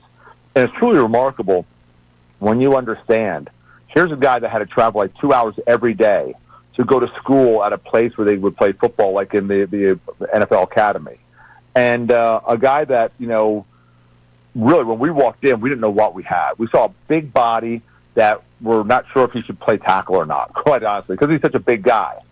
And we really worked hard with him, becoming a better blocker. And, boy, he's caught everything, near him. He's made some huge catches. In fact, in the first game, I think it might have been the first touchdown that Evan Simon throws to Peter. I heard my offensive coordinator go, "Oh, no, touchdown," because the ball was a little bit out in front, and Peter just made this tremendous one-handed grab. And that wasn't even the best catch he had all day. He had a contested catch for a big gain on a seam route. Peter really has stepped up his game. I also think bringing Ryder Cushion, who was an early enrollee freshman, has really helped because Ryder is a really dynamic player, has really pushed Peter. And so, we have 2 tight ends. So when we go 12 personnel, it's not just because, we want to give them a different look. We feel we can put 2 tight ends on the field that really help balance us out. You talked earlier about winning the turnover battle, keeping it close, really working on special teams and letting everything kind of fall in this game to have an opportunity to knock off Oklahoma. A lot of people look around at this team and say, look at what Evan Simon's done through 2 weeks. There's your reason why this team can win a football game. What have you been most impressed with the quarterback play that you've gotten out of Simon early on this season? Well, just the way Evan handled the fact we were going to bring competition in. He didn't blink. It's I know we have to bring guys in to compete with me. And then when Giovanni McCoy gets here, one of the first things I saw out on a summer workout was Evan showing, the guy who's competing against him the footwork for a certain play. Who does that? Well, that's what Evan does. That's who he is. And Evan wants to win first. And he's truly a single digit. That's who he is. And we all know that's, a guy who will die first, before letting the Owls, not have success. And the guy that you won in the foxhole, when you go into war. The guys that lead you up the hill. Those who are supposed to be those single digits. Well, Evan's truly a single digit. So that's what I've been so impressed with is just how he's approached, this competition and how it's actually made the entire team stronger because the way how Evan handled, bringing Giovanni McCoy in. And now looking at the other side, obviously, when you look at Oklahoma, quarterback, tremendous start to his season, and just looking at what they've done early on in the season, what sticks out most to get ready for the Sooners? Well, it's really obvious that there's a strong relationship between their O coordinator and their quarterback. Because when the play needs to be made, he's putting in the quarterback's hands. And they were together at Washington State, and they came together to Oklahoma. And the quarterback carried the ball 19 times last week. I don't think they want to do that this week. Quite honestly, I don't think the quarterback will last the whole season if he's carrying the ball almost 20 times a game. So I think this is a game where they're going to try getting their run game, their traditional run game going. However, those 3rd and 5s where they need to get a first down, they're going to run the quarterback. That's their comfort zone, and there's such a strong belief between the O coordinator and the quarterback. All right, one last one for you here, Casey Keeler, and you get tickets to this weekend's game. A noon start, Oklahoma, the nationally ranked Sooners coming to Lincoln Financial Field to play Temple. One last one for you, and more just what would the message be you would send to people considering to come out there on Saturday to watch this game? Well, it's been a pretty good brand of football. I mean, we play to the end. We play hard. There's some skill out there. And I tell you, there was just under 20,000 fans, I guess, at this last game, and the atmosphere was just awesome. The band, the student body came out. It's gonna be a great time. We're expecting 30,000 plus at the game. The atmosphere should be awesome, and you're getting a chance to look at a team in Oklahoma that aspires to be a national championship caliber team. They're in the top 15 already. So what a great opportunity to come out and watch the Owls play. And again, I think they'll really enjoy what they see. I can tell you I'll be one of those people out there this weekend. I'm looking forward to getting a chance to see the team in person for the first time this year. I appreciate that. And go Owls. Go Owls. That's right. Casey Keeler, always great talking with you. Look forward to talking to you down the line. You got it. Casey Keeler, the head coach of Temple Football, joined us on the Comcast Business Hotline again. OwlsTix.com, the way to get tickets to the noon kickoff between Oklahoma and Temple. Nationally ranked Sooners in town, Lincoln Financial Field. Fired up. The 2-0 start, got to be fired up. He brought up the hot mic thing before I even had a chance to. I was like, oh, did we play it for him? We're going to talk. We'll get into it at some point in the conversation. Second question. He's like, yeah, there was a hot mic reporter out there at Oklahoma that was talking about the crowd, talking about the atmosphere, talking about the team. And he addressed it with the team. I love it. He's got me fired up. He's got a lot of Temple alum that have reached out to me fired up about what they could do. I'm looking forward to Saturday against Oklahoma. Looking forward to be down there at Lincoln Financial Field. When we come back, we will get into a question about the other team that calls the link home, the Eagles. And a question about this weekend against Kansas City, whether you let game factors play into it. I'm Ray Dunn. Take you through middays here on 97.5 The Fanatic. Now on 97.5 The Fanatic Sports Update. I'm Austin Jones with your Fanatic Sports Update. Last night, Kyle Schwarber hit his 50th home run on the year. He becomes the second Philly to do so behind Ryan Howard, who hit 58 in 2006. In regards to the game, the Phillies beat the Mets 9-3 and took a 2-0 series lead. Tonight, Christopher Sanchez will look to win the series as he is on the mound. First pitch is for 6:45.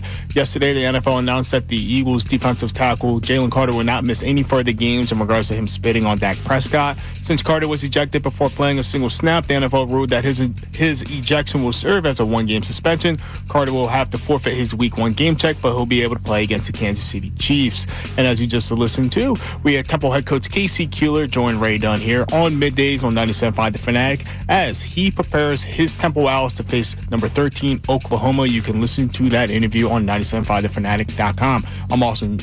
This update's also brought to you by Bet365. Football's back. Get ready for the season at Bet365. When it comes to sportsbook, Bet365 has it all. Download the app today and see why it's never ordinary at Bet365. This update is from Austin Jones, home of the best sports coverage, 97.5 The Fanatic and 97.5thefanatic.com.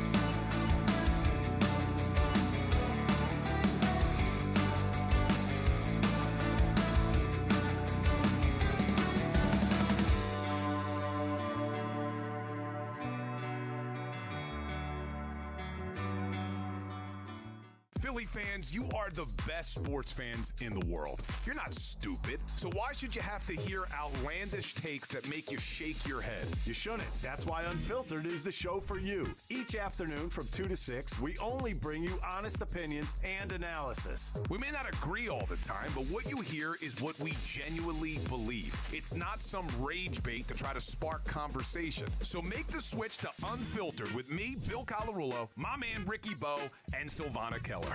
Every weekday at 2 p.m. right here on 97.5 The Fanatic and 97.5thefanatic.com.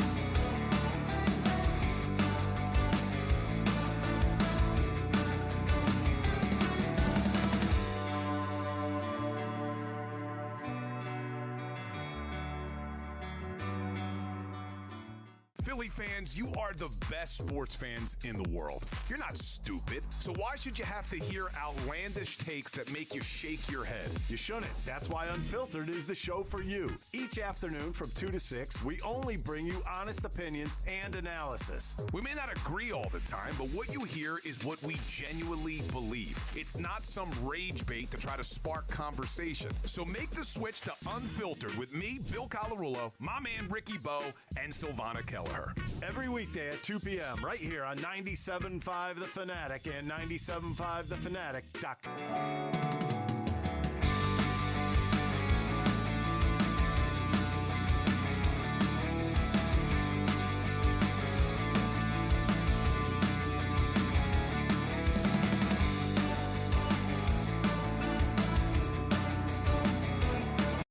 Midday show here. 97.5 The Fanatic. I'm Reid hanging out with you. I gotta say, I get it. It's me. I'm a Temple grad. Everybody, I know Kevin Cooney. Oh, here's the Temple Alumni Association coming out of right. Which, by the way, I guess I'm technically part of it because I'm an alumni, but people would think I'm a way bigger part of it.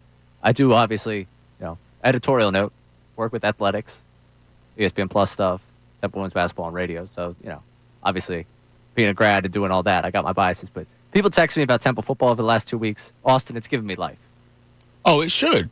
It should, because as a person that went to D3 school, college athletics isn't necessarily the here-all, be-all for us. I mean, don't get me wrong. I love Rowan University. Go Profs. But, no one's screaming about the football team. So when I see, you and Andrew and Rodman getting excited about Temple football, I get excited. And the fact that the coach, has his team ready to go because of, quote, the outside noise, I got back here, ready to go for you guys. Dude, the number of people that sent me the hot mic thing over the last 24 hours. If you haven't seen it, you have it right there?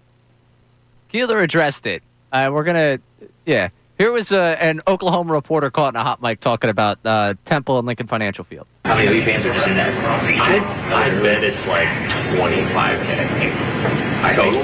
Yeah. It'll be interesting. Coming to high school game. It's gonna be like a weird bowl game. Be like covering a high school game. Be like a weird bowl game. I hope he just play in that facility down 10th and Diamond, just on loop. Just, hey, they're calling it a high school game. Give them a reason to cheer so those reporters go back home confused. Let Temple go up 7-0 in the first quarter. I want to see a Twitter video of that being played over the PA speaker. I will rip the shirt off. That'll be the time when the shirt comes off right there. I want to get to the other team at the link, the Eagles, and a question about game circumstance. How much you care about game circumstances? Because when you look at these two sides, I still think the Eagles are the better team, as evidenced by the Super Bowl. And I think we said that going into the Super Bowl, the Eagles were the superior roster. I still feel they're superior roster going into this game. But a lot of people will look at game circumstance and say, I can't imagine Mahomes being 0-2. Mahomes doesn't lose 3 straight games. The Chiefs being 0-2, how does that happen? Chiefs losing 3 straight games with Mahomes. How does that happen? Can't happen. It's the home opener. It's a revenge game.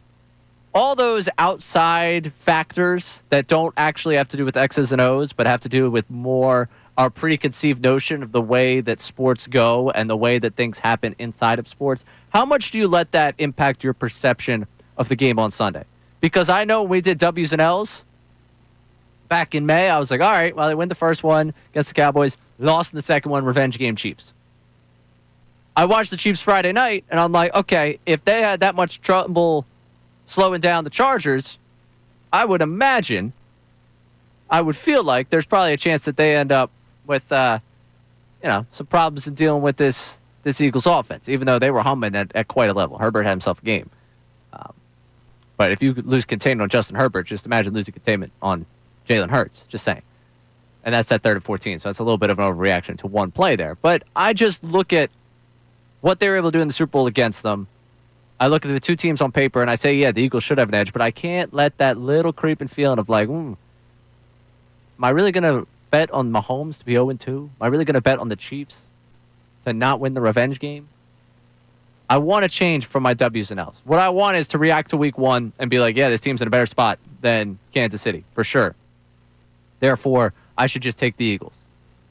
But by the time we get to Friday and we give you our picks, and I think, by the way, I'm going to do Fade Ray as a segment on Friday, and I'm going to give you 3 picks for the weekend, and it's your choice. You can either tail them because I think they're going to work, or I've looked at my account, maybe fade them. Maybe fade them. My job is, to talk sports.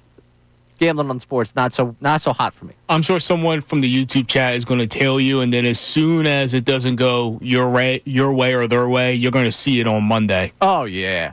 No, for sure. But if I were a betting man, would I be a betting man on the Chiefs to be 0-2? Would I be a betting man on them losing a revenge game, them losing their home opener, Mahomes losing 3 straight games? Like, all those things I line up there. They have nothing to do with what's happening on the field. Nothing. Absolutely zero to do with X's and O's. But am I crazy for putting those things in my line of thinking for the way that this game goes? No, absolutely not. Because, there's always a time where a change going to come. You know what I mean? And Kansas City is, they're kind of vulnerable right now. The Eagles are, obviously, they're 1-0, and the Eagles were the last team to fully beat down the Chiefs. They kind of have somewhat of a blueprint. Kansas City's missing some offensive weapons. That offensive line, me and my buddies were talking about it, watching that Chargers game. It seems like the Chiefs have always tried to, quote, fix their offensive line, but nothing they've done has done it. They've spent money, they've spent draft picks, and it's just not working. So what Jeff Mosher said, if they can provide a pass rush, then the Eagles can come out of this weekend 2-0. Right, and that'll probably be the X factor we get into as we get further into the week about what's the one thing you need to see happen. It's just so much of like, this. It's tough to imagine the Chiefs. Like, if we were doing the studio show. So, like, those studio shows that run for an hour, whether it be on game day or, the weekend, like Saturday leading into it. I said, all right, let's go around. And we got, Derek Carr, Nate Burleson, Shannon Sharp, and Michael Strahan. Just so I'm not singling out one network. I'm basically picking one from, like, every network and then I guess just Shannon Sharp's podcast. All right, what do you think about this game? Someone sits back, like, their analysis is basically, I can't see Mahomes starting 0-2. This Chiefs team has been very competitive with them. Andy Reid's a great coach. Yep, sign me up for that one. Like, that's the level. Like, you only get the 15 seconds to really break down the game. Like, that 15-second analysis instead of the 2 hours diving into the X and O's. Here's how the Eagles could expose something with the Chiefs. Here's how the Chiefs can expose something with the Eagles. Instead of that, we really will boil it down to that bite-sized analysis. And I don't like that it's just that bite-sized analysis, but that's the only lingering thing I have right now because when I look at these two teams, I have more faith in the Eagles. That Nick Wright clip came out Friday where he's like, I've seen enough. The Eagles aren't going back to the Super Bowl. After 1 week, if you feel more encouraged about one of those Super Bowl teams, it has to be the Eagles. Yeah. And the funny thing is, we saw what happened during the Super Bowl when everybody couldn't pick against the Chiefs. You know what I mean? They couldn't provide a good reason on how the Eagles are going to win the game. They're just like, oh, well, it's a Kansas City Chiefs. And next thing you know, you have the Jalen Hurts lip meme, and he got his lick back. So, if I have one message before we get out of here, is national media, you don't always have to drink the Chiefs Kool-Aid. Right. And I'm not saying you have to drink the Eagles Kool-Aid, but like you said, analyze the X's and O's. It does feel like I'm drinking Kool-Aid. That's kind of what it is. It's like, do you believe in the Chiefs enough to think they're not going to be 0-2? That's like the biggest question of the next 48 hours for me to answer to you. That's the biggest thing. Now I'll be listening. We got one more segment to go here. I see an old friend on the line. I see an old friend that we'll get to. We'll talk to him, and we'll break down Phil's Mets.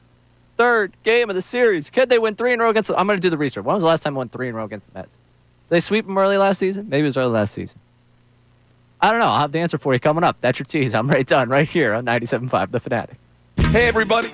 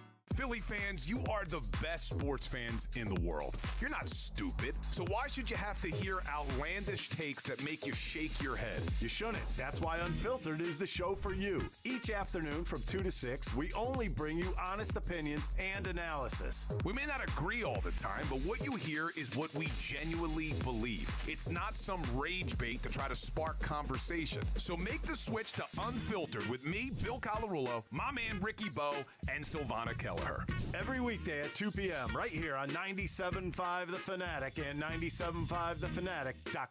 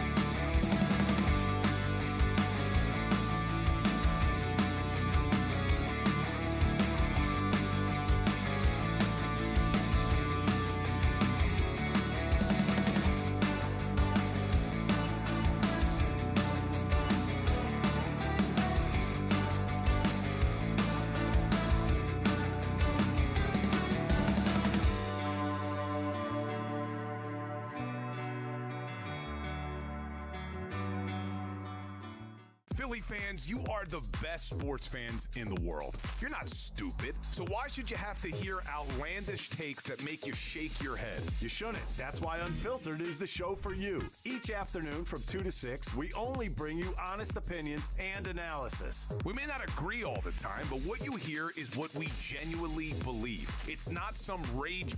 Unfiltered at 2 o'clock. It is Billy C, Amy Fadul, and Silvana Keller coming your way at 2. That's for myself, Ray Dunn, taking to the Midday Show. Austin Jones in today. Austin, do I have you tomorrow? Are you in tomorrow? Yes, I am. Okay. That's what I'm going to start doing. The last segment of every show, for a little behind radio thing here. In this time where I've been sitting in this chair, obviously there's been a rotating cast of characters both sitting next to me and both sitting at the producer chair. With that, sometimes in the morning when I get up, get the show sheet, send it out, hey, this is what we're looking to get into today. This is the guest. This is what I sometimes just default to the last person I saw before I walked out the building the day before. So today, which is not an uncommon occurrence, I sent the show sheet to Sean Rodman. I think I've done the inverse too, where I've sent it to you when it was meant to be for Sean Rodman, when I saw you the day before. And my mind's like, oh, yeah. Because a lot of times, you just send it to the same person, and you same emails. You just copy, paste. Here's today's show sheet. Here's what we're thinking. Let me know if you need anything, type of thing. So I got an email back from Sean yeah, I can help you out, but I'm actually kind of busy right now trying to cut the best 5 minutes of Adam Schefter and put together the key 3. I was like, oh, I guess someone's on morning duty today. He's like, I just forwarded it to Austin. All right. Thanks, man. Shout out, Sean. All right. Let's not get too carried away here. Sean's fine. He's excited like you are for this weekend. He wasn't going to show up. I had to, he's another one of the alumni I'm trying to rally here. Temple alum got to show up. All right? Come on. Show up this weekend. All right, let's get a chance to talk to our good buddy on the phone line, 610-632-0975. Uncle Frank. Uncle Frank, how are you?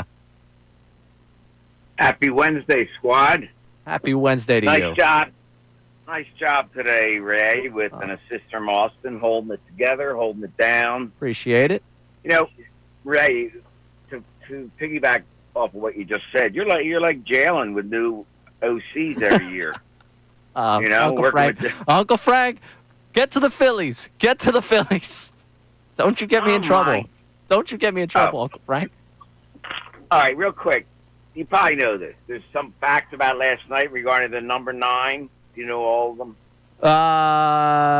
Keep rolling. Well, go ahead. 9. The game was on 9-9. Yeah. Magic numbers 9. Mm-hmm. Ranger threw 99 pitches. Otto. 9-game lead. 9-game lead. Thank you. And Otto was born on 9/9/99. Wow. How about that? Yeah. Are you a big numerology guy? No. Okay. But a friend of mine sent that. I thought it was pretty cool.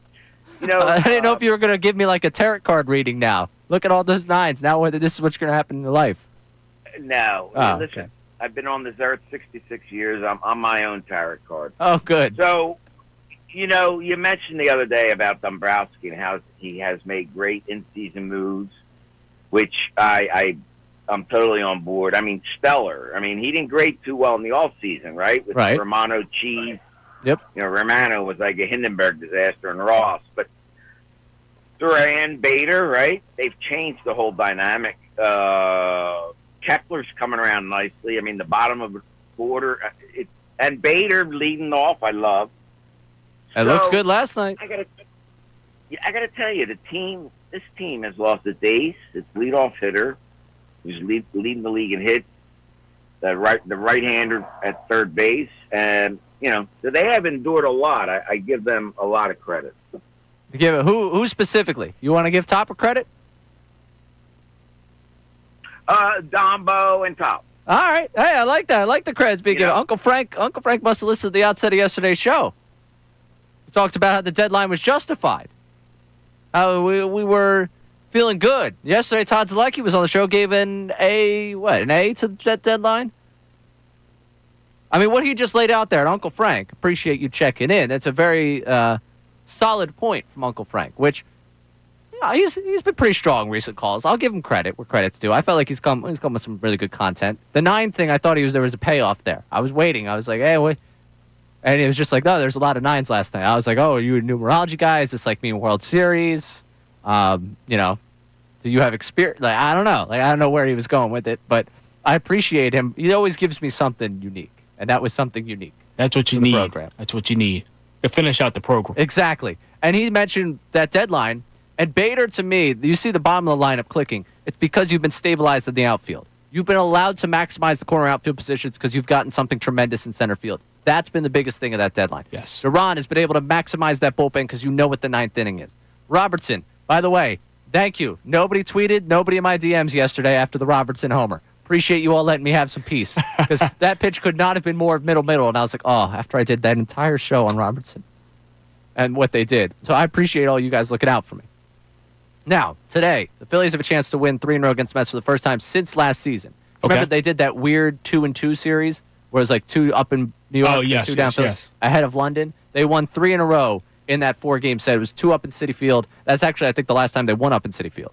No, the 4-game set late last season. I think they might have won 1 in Citi Field. But regardless, last time they won 3 in a row. Last time they swept the Mets, you got to go back to September of 2023. So we still got 2 more games. But tonight, Phillies, an opportunity to do that. And it hasn't erased my feelings about the Mets. Like, I am not yet sitting here like, oh, yeah, no, they could just take them anywhere. There's still some House of Horrors crap that's going on up at Citi Field. All right? I don't want to see it again. I'm banned from Citi Field, at least for the remainder of the season. If there's a postseason game up there, I will not be going. Thank you. I'm not doing it. That's my promise to you. But tonight, Christopher Sanchez against Clay Holmes. Shouldn't I feel great? You should. I hope Marsh is healthy, better? well. Like, I hope he's well.